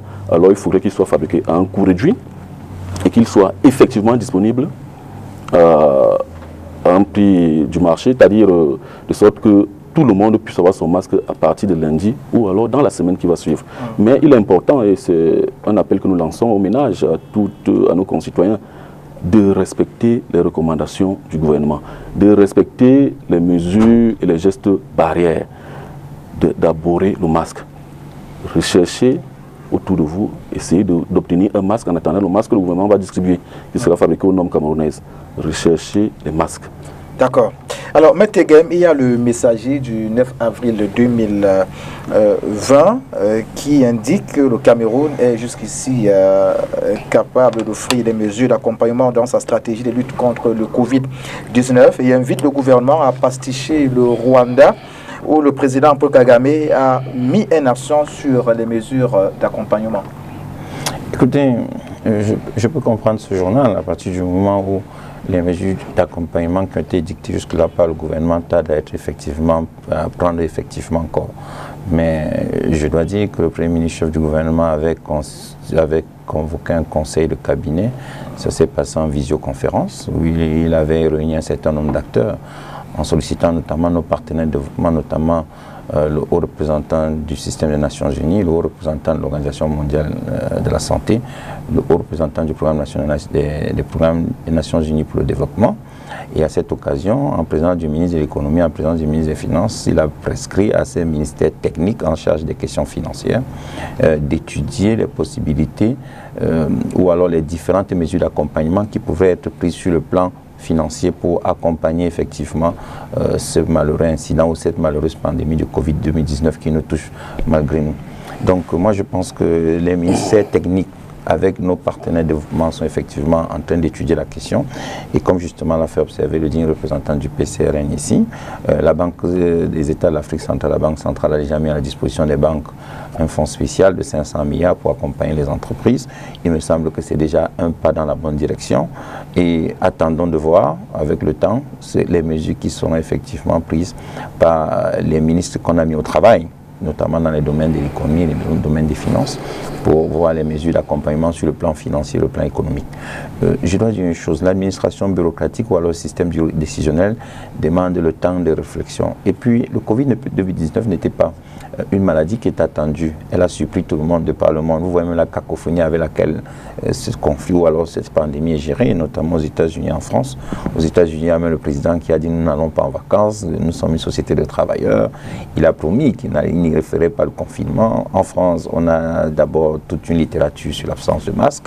Donc c'est une maladie qui a surpris un peu tout le monde, ça a surpris les autorités camerounaises. La loi de finances a été votée courant novembre 2019, la loi de finances doit être implémentée. Maintenant, peut-être qu'il faut une loi de finances rectificative. Il y a un ensemble de mesures qu'il faut étudier. Et il ne faut jamais oublier qu'on attend beaucoup du gouvernement alors qu'il y a des mesures qui peuvent relever du domaine de la loi. Parce que la Constitution a dit est du domaine de la loi. Il y a certaines dispositions qui sont du domaine de la loi. Certes, la loi autorise le président de la République, la loi constitutionnelle utilise le président de la République par voie d'ordonnance de réaliser avant. Mais il semble que le gouvernement est en train d'étudier pour être en phase avec ce qui peut être juste de faire et que ce soit conforme à la Constitution et à la loi. Nous faisons confiance au gouvernement, nous faisons confiance à ceux qui nous dirigent, nous faisons confiance à l'ensemble des ministres qui agissent dans le domaine. Nous avons noté qu'il y a un véritable foisonnement, une véritable volonté de l'ensemble des ministres d'être associés aux mesures prises pour lutter contre cette maladie et c'est bienvenu. Nous ne pouvons qu'encourager et nous invitons par ailleurs les différents partenaires du Cameroun, nos partenaires de développement et également la société civile, les associations, les partis politiques, les syndicats, les catégories socio-professionnelles que nous sommes engagés pendant la période de guerre. Il faut taire les différences, évoluer plutôt vers la solution de la guerre, c'est de trouver une solution au litige par une solidarité agissante. Et que chacun accepte de céder un peu pour qu'on puisse d'abord juguler ce mal, ensuite le bouter hors de notre pays, afin qu'on recommence nos problèmes, notre train-train quotidien sur nos divergences politiques. Voilà Patrick, je vous ai vu bouger tout à l'heure, lorsque Maître Gambe développeur. Vous souhaitez rebondir sur la suite de son argumentaire? Avant votre question, je vous en prie, je voudrais dire, du moins, dire à la suite de Maître Gambe qu'il y a urgence et ne pas suivre sa logique de dire que l'administration bureaucratique prendra son temps pour agir. Et vous savez, la situation qui s'impose à nous, le défi qui s'impose à nous, doit être résolu de façon, dans l'urgence. Et il existe également des mécanismes au sein de l'administration pour agir en urgence. Donc, je pense que, s'agissant par exemple du fonds spécial, c'est-à-dire de l'inflexion de la politique monétaire de la Banque centrale, qui permet de mettre à la disposition des banques commerciales près de 500 milliards sur 2 semaines. Sur 2 semaines depuis le 27 mars. 500 milliards de francs CFA de liquidités destinés à refinancer les entreprises et les ménages. Il est important que le ministre des Finances, et c'est ce que nous suggérons vivement, que le ministre des Finances fasse une sortie pour rappeler les banques à leur devoir. Parce que, vous savez, l'État, il y a un problème au Cameroun. Et c'est là où tous les Camerounais doivent être face à leurs responsabilités. C'est-à-dire, nous, Camerounais, et notamment les entreprises, les entreprises veulent toujours privatiser le profit et mutualiser les pertes. Ce n'est pas normal. C'est-à-dire, les banques, quand je le dis, je parle des banques. Les banques, alors que l'État a financé les banques à la sortie de la crise des années 90, alors que l'État finance régulièrement les banques lorsqu'elles sont en difficulté, pour des raisons de faute de gestion interne, c'est-à-dire à ces banques-là, il est hors de question qu'aujourd'hui, lorsque la collectivité nationale a besoin de ces banques pour financer, cette fois-ci, les entreprises et les ménages, que ces banques se rétractent et arrêtent d'étudier les dossiers de crédit. Je dis bien, c'est le très sérieux journal gouvernemental Cameroun Tribune, dans une livraison, je crois, de jeudi dernier, qui révèle que les banques commerciales n'étudient plus les dossiers, les demandes de crédit et des entreprises et des particuliers, ce n'est pas normal. Dans l'urgence, donc, il est du rôle, parce que nous sommes dans une situation justement de crise grave. Dans l'urgence, il est du rôle du ministre des Finances, notamment, tutelle de ce secteur-là, de recommander vivement, et suivant à cela, d'ailleurs, les recommandations de l'APECAM, qui lui-même demandait à ses membres de libérer la liquidité, de remettre l'argent aux mains de ceux qui doivent l'utiliser pour non seulement continuer à faire tourner l'outil de production, mais surtout pour les ménages qui subissent le contre-coup et qui parfois n'ont pas de moyens. Il est question, si vous savez, il y a un effet multiplicateur de cette mesure de la Banque centrale, c'est quoi? C'est que tant que moi, ou Patrick, par exemple, salarié, j'aurai accès régulièrement à mon salaire, même si je suis dans le privé, j'ai accès régulièrement à mon salaire, je peux payer mon loyer, je peux acheter les produits de biens et de consommation courante, je peux faire ci, je peux faire ça. Il y a un ensemble, il y a une économie qui se forme autour de moi. C'est pourquoi nous devons condamner et non pas estimer que les choses se feront parce que l'administration bureaucratique prendra son temps. Non, l'administration doit agir et doit être proactive afin de barrer la voie à ces pratiques qui visent pour les banques à conserver des liquidités par devant elles alors qu'elles doivent servir à l'économie. Je voudrais insister également sur un chiffre. Pour chuter. Oui, pour chuter. Disant que, est-ce que vous savez qu'au 31 décembre 2019, ces banques avaient dans leur coffre plus de 600 milliards de francs CFA oisifs qui ne servaient à rien. Et c'est pourquoi la Banque centrale, en début d'exercice, entendait justement infléchir sa politique monétaire pour retirer cet argent. Mais à cause de la crise Covid, justement, la Banque centrale, contrairement à ce que mon interlocuteur dit, la Banque centrale s'est ravisée et a réajusté sa politique monétaire afin que l'argent reste dans le coffre des banques. Et qu'elle puisse, en leur demandant, en abaissant les taux directeurs, que ces banques puissent utiliser cet argent et le réinjecter dans l'économie. Donc c'est un peu ce que je voulais souligner par rapport à son intervention. Alors, Métité Gam, toujours sur la question des fonds de solidarité, peut-on parler d'un duel gouvernement-parti politique de l'opposition, notamment ceux qui sont pour? Parce qu'il faut dire ici que le messager du 9 avril 2020 indique que malgré la suspension de, je l'appelle, la générosité publique, les initiateurs de cette collecte de fonds de solidarité s'obstinent à poursuivre leur action. Mais écoutez, la loi a prévu des sanctions contre les contrevenants. Il y a la loi est due, elle est la loi. De toute façon, le ministre Laté a été suffisamment, l'administration territoriale a été suffisamment claire dans sa sortie. Il a bien indiqué que la loi a été violée, il a indiqué les textes de loi qui pourraient permettre à un parti politique ou alors à une association de faire appel à la générosité publique. Au cas où un parti politique ou une association voulait enfreindre la loi, elle sait bien à quoi elle s'exposerait. De toute façon, le Cameroun est une république normale qui a des institutions qui fonctionnent et le ministre de l'administration territoriale sait bien ce qu'il pourrait faire au cas où il constaterait la violation de la loi. Mais je voudrais quand même faire une observation sur ce que vient de dire le représentant du PCRN. Voyez-vous, je comprends bien que vous soyez dans l'action, mais nous sommes en situation de responsabilité. Et ce que je voudrais d'abord vous faire observer, c'est que lorsque vous avez dit tout à l'heure qu'il y a une crise de confiance, on sort d'une élection et je n'ai pas constaté la crise de confiance. Quand vous voyez le nombre de députés, vous voyez le nombre de conseillers municipaux, vous comprenez bien que les Camerounais continuent à faire confiance au RDPC. Donc nous sommes le parti majoritaire, nous sommes en situation de responsabilité, nous revient de conduire le destin du pays. Nous comprenons que vous voulez agir dans la précipitation, nous comprenons également qu'il faut agir dans la précipitation eu égard à la gravité de la pandémie, mais comprenez-nous aussi que nous ne va pas agir parce que vous avez demandé, nous préférons que les technocrates travaillent, que les spécialistes travaillent, et ça demande un peu de temps, le temps de la réflexion, parce que les mesures doivent être des mesures qui ne sont pas contre-productives, il faut des mesures qui vont aller dans le sens, si vous voulez, du respect de la légalité et en répondre aux besoins des citoyens. Donc il y a la nécessité de concilier parfois des éléments qui peuvent être en apparence contradictoires et ça demande un temps de la réflexion et j'ai même dit que nous nous faisons même accompagner par les partenaires. Vous comprenez donc ce n'est pas aussi facile que vous pouvez le penser. Nous, quand nous réfléchissons, nous préférons regarder nos partenaires ou les pays amis comme, dans leur stratégie comme des amis. Nous ne préférons pas beaucoup copier, nous préférons souvent avoir une originalité camerounaise et puis c'est ce qu'on appelle impossible n'est pas camerounais et lorsque les spécialistes auront travaillé au niveau des finances, au niveau de l'économie, vous verrez bien que ce qui sortira sera assez original ou alors ça va se distinguer par le particularisme camerounais. C'est un succès des Camerounais. Nous avons des lois chez nous, les gens viennent chez nous en formation. La loi sur la liberté religieuse au Cameroun a été plaquée par un grand pays du monde que je ne vais pas citer parce que je suis parti au pouvoir, parce que c'était une bonne loi. On a même des pays amis qui viennent au Cameroun pour s'inspirer de la CONAC. Il y a des pays amis qui viennent au Cameroun pour s'inspirer de notre code électoral.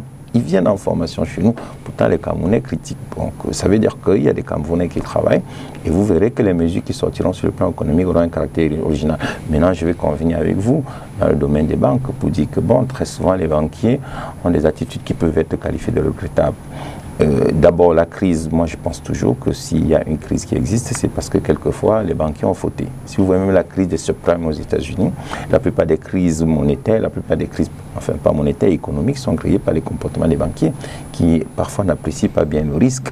Il faut le dire, les banquiers sont responsables pour la plupart du temps de nombreuses crises financières, de nombreuses crises économiques. Et au Cameroun, même très souvent, le ministre des Finances fait des sorties. Il me souvient, il y a quelques années, il a fait une sortie parce qu'il avait constaté que dans les guichets de banque, on réclamait des sommes qui étaient indues. Il avait même effectivement constaté que parfois, pour des versements, on demandait aux gens de payer des frais. Et il a fait sortir, l'ancien ministre des Finances, il a fait sortir un texte pour dire voici ce qui est juste de réclamer. Donc il y a des abus de la part des banquiers. Le ministre des Finances suit cela avec la plus grande attention et il n'est pas exclu que dans les prochains jours, dans l'ensemble des mesures qui seront prises, qu'il sorte un texte pour rappeler aux banquiers leur devoir vis-à-vis de la société, vis-à-vis des citoyens, vis-à-vis de leurs clients, comme d'ailleurs l'a fait le ministre de l'administration territoriale, en rappelant qu'attention, il a les règles de l'ordre public, et quand l'ordre public est en cause, moi j'ai le droit d'agir. Et relativement au ministre de l'administration territoriale, je voulais faire observer que depuis le 11 septembre 2001, il n'y a plus de secret bancaire. Il n'y a plus de secret professionnel. Si vous observez bien, depuis le 11 septembre 2001, tout cela a été réduit à la peau de chagrin. Donc aujourd'hui, les gens peuvent dire ce qu'ils veulent. Même si vous êtes un contrat entre un banquier et son client, c'est un contrat régi par les règles de droit privé. Il ne faut jamais oublier que quand il y a l'ordre public qui est en cause, le droit privé s'écrase au profit de l'ordre public. Un et deux, quand même il y a un contrat entre un particulier et une banque, le contrat doit être fait conformément à la loi. Ce n'est pas parce que c'est un contrat entre deux personnes privées que dans ce contrat on peut violer la loi. Le contrat n'est normalement constitué que l'objet, que s'il est un objet licite. Quand l'objet est déjà illicite, il y a un problème. Et en vertu des pouvoirs reconnus au ministre de l'administration territoriale, qui est garant de l'ordre public, il est bien fondé à solliciter que la banque en cause réajuste sa position vis-à-vis de ce client qui est en situation d'indélicatesse par rapport à la loi.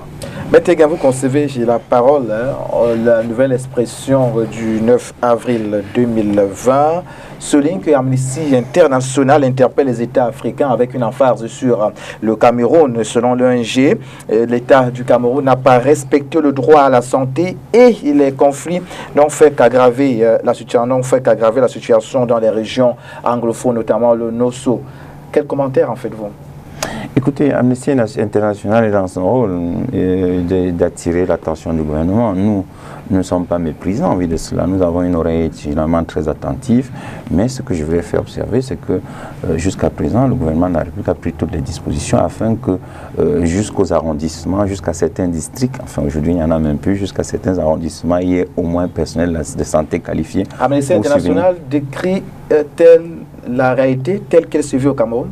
Moi, il me semble qu'Amnesty International va un peu, enfin, exagère un peu, extrapole. Parce que, je vous dis encore une fois, au niveau du ministère de la Santé publique, jusqu'aux arrondissements, il y a au moins un hôpital district de santé. Et l'hôpital district de santé est doté d'un personnel qualifié, qui, au quotidien, s'occupe de la santé des populations. Je prends ici à témoin l'hôpital de Mélon. Mélon est un arrondissement et il y a quelques jours, d'ailleurs, j'apprends que le médecin surf. Vous ne parlez pas des hôpitaux du Nord et du Sud-Ouest? Non. Si je prends Mélon, je commence par Mélon pour vous dire que l'arrondissement, ce que je voulais faire, et ensuite je vais poursuivre en disant que dans les zones du Nord-Ouest et du Sud-Ouest, lui, dans les zones en conflit, il est arrivé que, pour des raisons liées au conflit, que certaines personnes quittent les hôpitaux. Et ce qui est une attitude qu'on peut comprendre. Mais nonobstant cela, je vois tous les jours l'hôpital régional de Bamenda, je vois le délégué régional de la santé même du Sud-Ouest, je vois l'hôpital de Kumba qui a été, il faut le dire, incendié par des personnes dont l'identité n'est pas encore à ce jour définitivement établie, parce qu'il n'y a pas une décision de justice, mais il y a des forts soupçons que les faits ont été commis par des personnes qui se proclament des sécessionnistes, comme étant des sécessionnistes. Ce que nous devons dire, c'est que il faut poursuivre les efforts qui sont sans cesse croissants. Il faut davantage doter ces hôpitaux de ces régions en guerre d'un personnel de plus en plus en nombre numérique, de plus en plus nombreux. Et c'est pour cela que le gouvernement de la République a mis en place un ensemble d'institutions sanitaires de formation, notamment dans ces régions. Je signale que ces régions n'avaient pas de centre de formation de médecins. Désormais, il y a une faculté de médecine à Bamenda, il y a une faculté de médecine à Buea. Ces facultés de médecine, justement, ont été mises en place pour corriger le déficit qui est peut-être déploré par Amnesty International dans ces régions en crise. Et en plus de ces formations, de ces établissements de formation des médecins, il y a dans ces zones en guerre de nombreux établissements de formation d'infirmiers, de techniciens de la santé. Et tout cela, c'est justement pour combler ou alors pour combler le déficit qui est décrié par Amnesty International. Ça veut dire que c'est un gouvernement au travail, c'est un gouvernement qui est dans l'action. Nous devons saluer et dire aller plus loin, ça ne ferait de mal à personne. Il faut poursuivre, qu'il faut toujours aller plus loin, il faut davantage travailler. C'est ce que le gouvernement fait, le gouvernement travaille. C'est un gouvernement soucieux de la situation sanitaire des Camerounais, de la situation sanitaire de ses ressources humaines, y compris dans les zones en litige. Et nous souhaitons que ces mesures soient aussi appréciées par Amnesty International, même si Amnesty International a tout à fait le droit de poser un jugement de valeur sur ce qui a déjà été fait. Mais pour nous, nous pensons que nous allons à un rythme qui peut être soutenu par le gouvernement, nous allons à un rythme qui permettra au pays, eu égard à la modicité de nos moyens, de couvrir le déficit de santé qui peut être décrit dans ces régions. Alors, on a Patrick, êtes-vous d'avis avec Maître Tegem quand tu dis qu'il y a de l'exagération dans les propos de Amnesty International? Vous savez, en situation de péril grave comme celui que subit la nation, nous ne devrons pas être discrets par des remarques intempestive, parce que Amnesty International, je crois, nous n'avons rien contre, mais exagère un peu, tout le temps à tirer sur le Cameroun. Et je dis, quand je le dis, je veux dire que tous les Camerounais, quelle que soit leur chapelle politique, doivent, comme un seul homme, soutenir l'action du gouvernement en pareille circonstance. Les Camerounais peuvent avoir divergence de point de vue, d'opinion. C'est le lieu justement de porter ces divergences ou alors ces autres façons de voir comment régler la crise à l'attention du gouvernement. Et c'est ce que le PCRN a fait. Et moi, je voudrais aller là sur les propositions du PCRN, parce qu'en réalité, je pense qu'il est mieux de proposer à l'ordre dirigeant et non de faire concurrence à cet ordre dirigeant pour rester républicain. Donc, c'est dans ce sens, pour l'amélioration de la qualité de la santé, que le PCRN... C'est la proposition que vous voulez en faire, donc on en parlera au sortir de l'émission. Au sortir de l'émission? Oui. Comment, à la fin. D'accord. Parce que là, on parlera des propositions pour sortir de cette crise sanitaire. Alors, Beth Tegem, toujours sur la question de collecte de fonds, hein, on observe quand même qu'au sein du parti au pouvoir, le RDPC, il y a des sons discordants ou divergents.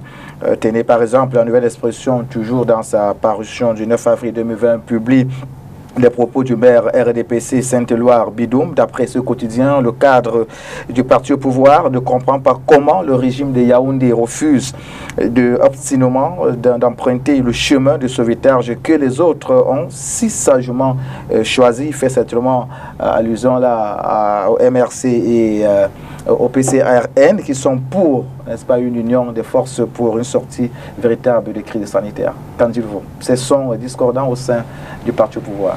Écoutez, sur ce point, j'ai toujours été très clair. Le parti le plus démocratique au Cameroun, c'est le RDPC, hein, où chacun a une liberté de ton.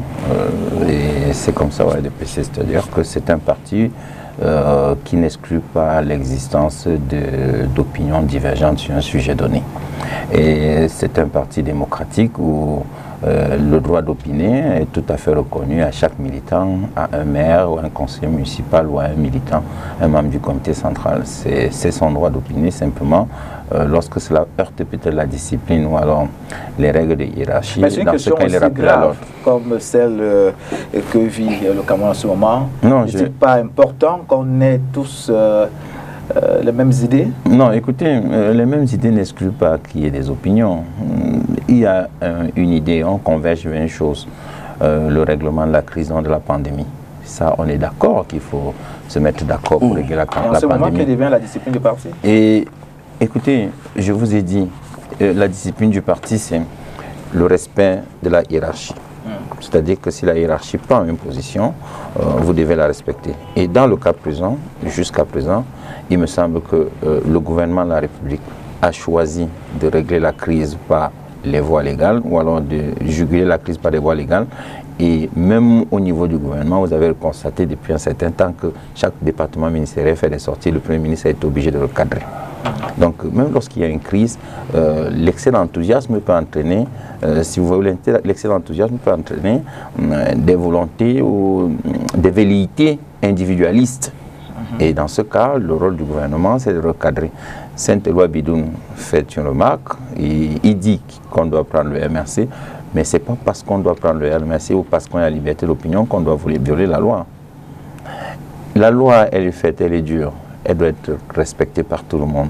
Si on commence à admettre toutes les initiatives, y compris celles qui sont illégales, on n'en sort plus, on se retrouve effectivement en marge de la communauté internationale. Ce n'est effectivement pas parce qu'on est en situation de guerre que les fonds issus du terrorisme peuvent être intégrés. Ce n'est pas parce qu'on est en situation de guerre que les fonds issus du blanchiment peuvent être intégrés. Tout cela, c'est ça que le gouvernement est en train de contrôler. Et quand cette loi Bidoum le dit, je le comprends, il est enthousiaste, il est dans la posture de quelqu'un qui veut arriver à la solution de la crise au plus vite, qui pense qu'avec une mobilisation générale, et il le dit de bonne foi, il pense qu'avec une mobilisation générale, on peut aboutir à la résolution de la crise de manière rapide. Mais moi je dis, à la différence de Sainte-Éloi, je suis réservé. C'est-à-dire que je veux bien qu'on travaille ensemble pour régler la pandémie. Je veux bien que toutes les personnes de bonne volonté s'associent pour régler la crise, mais il me semble que le président de la République a mis en place un fonds de solidarité. Si quelqu'un a un apport ou alors un apport conséquent pour permettre au gouvernement, pour accompagner le gouvernement dans la résolution de la crise, il me semble que c'est par cette voie que cette personne devrait passer. Donc, le gouvernement de la République, ou le président de la République, il met en place un fonds, il ne met pas en marge des autres partis politiques, il ne met pas en tant que président du RDPC, il met ça en tant que président de la République. Et en principe, et normalement, ce que les autres partenaires ou alors les autres personnes devraient faire, c'est accompagner le gouvernement. Et l'accompagner comment? En apportant leur soutien via cette voie. Et je poursuis en disant, comme je l'ai indiqué d'ailleurs au début de l'émission, que le Premier ministre chef du gouvernement a entamé déjà, si vous voulez, les discussions avec les partenaires qui accompagnent le gouvernement, notamment les partis politiques représentés à l'Assemblée nationale. Et il me semble que dans les prochains jours, il va poursuivre la discussion. Donc, il ne me semble pas normal que des gens agissent en marge de la réglementation, en marge des autorités publiques. Et pour que les choses soient faites comme elles doivent l'être, ça ne concerne pas que les partis politiques, ça concerne également les membres du gouvernement, puisque le Premier ministre a fait une sortie pour dire, même si on est en situation de crise, je comprends votre enthousiasme, mais il me semble que désormais, tout doit se faire sous le contrôle de la primature. Alors, Rona Patrick, quelle analyse faites-vous de cette sortie par le RDPC, Saint-Éloi Bidoum? Vous voulez que je commente la crise interne au RDPC? Moi, je préfère aller aux solutions du PCRN. Ouais. C'est-à-dire, le PCRN n'est pas là pour... C'est le lieu indiqué. Voilà. Alors, je veux dire que, premièrement, parlant de contribution, le PCRN déjà a pris des initiatives. Vous savez que la députée Nouran Moulu, épouse de Fotsing, a engagé, a déposé sur la table du ministre de l'administration territoriale une demande d'autorisation pour lever des fonds à titre personnel. Et évidemment, vous imaginez bien que ces fonds-là seront collectés pour la lutte, pour accompagner le gouvernement dans la lutte contre la pandémie. C'est le lieu d'encourager cela. Et c'est plein d'initiatives comme ça qui s'inscrivent dans le cadre républicain, prises y compris même à l'étranger par le candidat Djibril Wabo depuis la Suisse ou encore Olson Bao. Donc voilà des propositions en matière de collecte des fonds, c'est-à-dire des initiatives qui sont prises par les personnes privées au sein du RDPC, je vous en prie, au sein du PCRN, je vous en prie, afin que ces contributions-là viennent renflouer, ces contributions soient visibles sur le terrain, c'est-à-dire que la société civile également participe à la lutte contre la crise. Sur le plan, nous avons parlé tout à l'heure de l'insuffisance en soins de santé décriée par, et c'est ce que je voulais proposer, décriée par Amnesty International. Je dis, il n'y a pas forcément insuffisance, mais s'il y en avait, le PCRN a également fait des propositions dans ce sens afin de renforcer l'offre de santé et une réponse rapide à cette pandémie. C'est notamment la mise en place d'une task force qui devra appuyer le gouvernement, constituer des forces vives de la nation, qui devra appuyer le gouvernement pour répondre valablement pour agresser le risque Covid. Cette task force est constituée des experts nationaux dans tous les domaines, qui est placé auprès du gouvernement pour l'accompagner, pour conseiller dans son action. Voilà. Et ça sont des initiatives citoyennes qui peuvent être prises pour accompagner le gouvernement. Et le PCRN a proposé, c'est le Premier ministre. Il y a également, sur le plan économique, et vous savez que la crise que nous vivons a pour effet de réduire le pouvoir d'achat des ménages. Alors le PCRN demande notamment au gouvernement d'instituer une trêve sanitaire qui permettrait aux ménages peut-être de ne pas payer leur loyer pendant les 2 prochains mois, sur d'autant plus qu'en amont, le PCRN a d'abord proposé un accompagnement de l'État auprès de ces bailleurs-là qui ne toucheront pas leur loyer. C'est-à-dire quoi?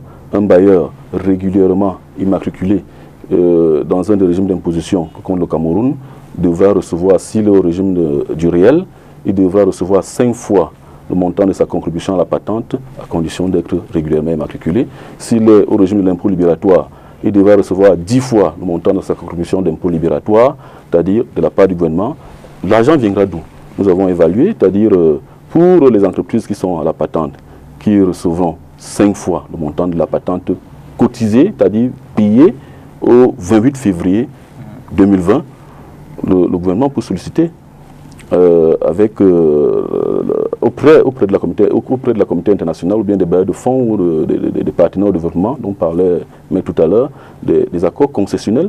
Et vous savez que l'IDA ou la BIRD sont prêtes à accompagner en temps de crise les économies qui veulent se relever. Donc, pour les entreprises donc, qui sont à la patente, les bailleurs qui seront à la patente, nous avons là près de 226 milliards que le gouvernement peut mobiliser parce que si on prend le fichier national de la DGI, des entreprises immatriculées à la DGI, on peut se rendre compte qu'on peut faire un calcul d'extrapolation en hypothèse haute, près de 226 milliards que le gouvernement est en mesure de mettre à la disposition de toutes les entreprises patentables, qui sont à la patente au Cameroun. Les entreprises sont à l'impôt libératoire, le gouvernement mettra environ 56 milliards, 59 milliards je veux dire. Et là encore, ce sont des hypothèses hautes parce qu'il faut classer à l'intérieur de chaque catégorie. Et vous allez vous rendre compte que c'est moins de 50 milliards qui seront dépensés, effectivement. Donc, en instituant donc une trêve sanitaire qui permet aux ménages de ne pas payer leur loyer parce que les sources de revenus, parce que beaucoup d'entreprises ont placé des personnels en congé technique. Cette trêve-là permettra aux ménages de ne pas payer leur loyer.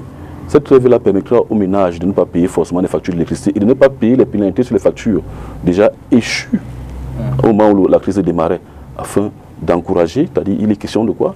Très concrètement, il est question d'encourager, de relancer ou bien de sauvegarder, de préserver la demande interne, la consommation des ménages, celle qui est porteuse de la croissance. C'est-à-dire, si ces ménages n'ont plus accès n'ont pas accès à la trésorerie, si ces ménages n'ont pas accès à la trésorerie qui peut être dépensée dans des factures d'électricité, d'eau, de câbles, de je ne sais pas, toutes les charges des loyers qu'on sort, cette économie-là permettra aux ménages de lutter favorablement contre la crise pour accéder notamment au gel hydroalcoolique, ça coûte de l'argent, aux masques qui seront forcément, parce que le PCN a proposé également qu'à ce niveau, que le gouvernement puisse subventionner ou alors accompagner fiscalement, c'est-à-dire là, c'est un recadrage de sa politique budgétaire pour que le gouvernement accompagne les entreprises qui vont fabriquer, qui vont produire ces biens-là. Les entreprises pharmaceutiques camerounaises qui vont produire ces biens. Et ça, c'est possible. Et c'est comme ça une espèce de palette de mesures que nous avons proposées au gouvernement pour lutter contre la crise. D'accord. Mais Tegam, avec vous, peut-on avoir quelques solutions concrètes pour mieux juguler cette crise sanitaire? Écoutez, la priorité du gouvernement maintenant, c'est d'abord veiller à la santé des ressources humaines. Et en ce moment, il me semble que la faculté génie industrielle de Douala est en train de fabriquer des respirateurs à la demande du gouvernement parce qu'il y avait déjà là-bas des étudiants assez outillés qui avaient commencé à produire quelques respirateurs pour juguler, si vous voulez, le nombre de patients qui arriveraient à l'hôpital en situation de détresse respiratoire. Il y a également l'IUT, l'Institut universitaire de technologie de Douala, qui est spécialisé ou alors qui est en train de produire des gels hydroalcooliques. Il y a également la multiplication des centres de traitement des malades. Il y a ce qu'on appelle les interventions d'urgence que le gouvernement est en train de mettre en place.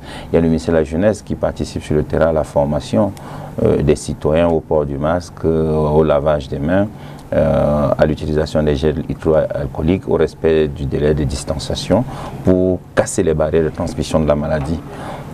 Pour nous, nous pensons que c'est la priorité. La priorité, c'est juguler le mal. La priorité, c'est d'éviter que la maladie se propage. La priorité, c'est faire en sorte que la maladie soit contenue dans des proportions acceptables. Maintenant, sur le plan économique, c'est le plus attendu. Je dis encore une fois, j'ai fait confiance au gouvernement. Je ne veux pas me risquer dans des propositions alors que je ne sais pas dans quel sens le gouvernement est en train de travailler. Certes, il faut voir un accompagnement des entreprises, parce qu'en réalité, ce sont elles qui produisent la richesse, et si elles ne produisent pas, elles n'investissent pas, si elles n'investissent pas, on ne consomme pas, si on ne consomme pas, il n'y a pas de croissance, il n'y a pas de revenus de l'État, et l'État risque d'être dans l'incapacité de financer même tout ce que je suis en train d'annoncer, à savoir la production des gels hydroalcooliques et la production des respirateurs par la faculté génie industrielle. Il faut déjà que le personnel de l'État soit payé, ce serait une bonne chose que ceux qui travaillent pour produire puissent être réglés toutes les fins de mois, et pour le faire, il faudrait bien que l'État que les entreprises investissent, qu'il y ait une production et que l'État puisse rentrer sur le produit de l'investissement. Donc je ne veux pas me risquer dans des propositions à caractère économique. Je sais qu'il y a un groupe de travail qui est en train de les étudier. Le ministère du Commerce fait sa part en évitant, si vous voulez, les pénuries artificielles, en évitant aussi que les coûts des produits sur le marché soient excessifs. Ce sont des mesures à encourager, à saluer, en souhaitant que le gouvernement aille le plus loin possible afin que la crise soit jugulée et que les Camerounais ne subissent pas le contre-coup sur le plan économique. Voilà, nous sommes presque arrivés au terme de cette émission. Oui, un dernier mot. On n'a pas très... Je voudrais, monsieur Maître Tegem, nous parlait tout à l'heure de la faculté de génie industriel, c'est-à-dire qui va produire des respirateurs artificiels. C'est à saluer, vous savez, ces initiatives-là. Je disais tout à l'heure que notre pays fait face à une grave crise. Et en général, vous allez constater dans le monde, la plupart des pays qui sont révélés comme des pays dominants sont les pays qui sont sortis de la crise, qui ont su gérer la sortie des crises. C'est le cas des États-Unis avec la Deuxième Guerre mondiale. Il est devenu le leader mondial. Avant 1945, le PIB américain était inférieur au PIB vénézuélien lors de la crise de 1929.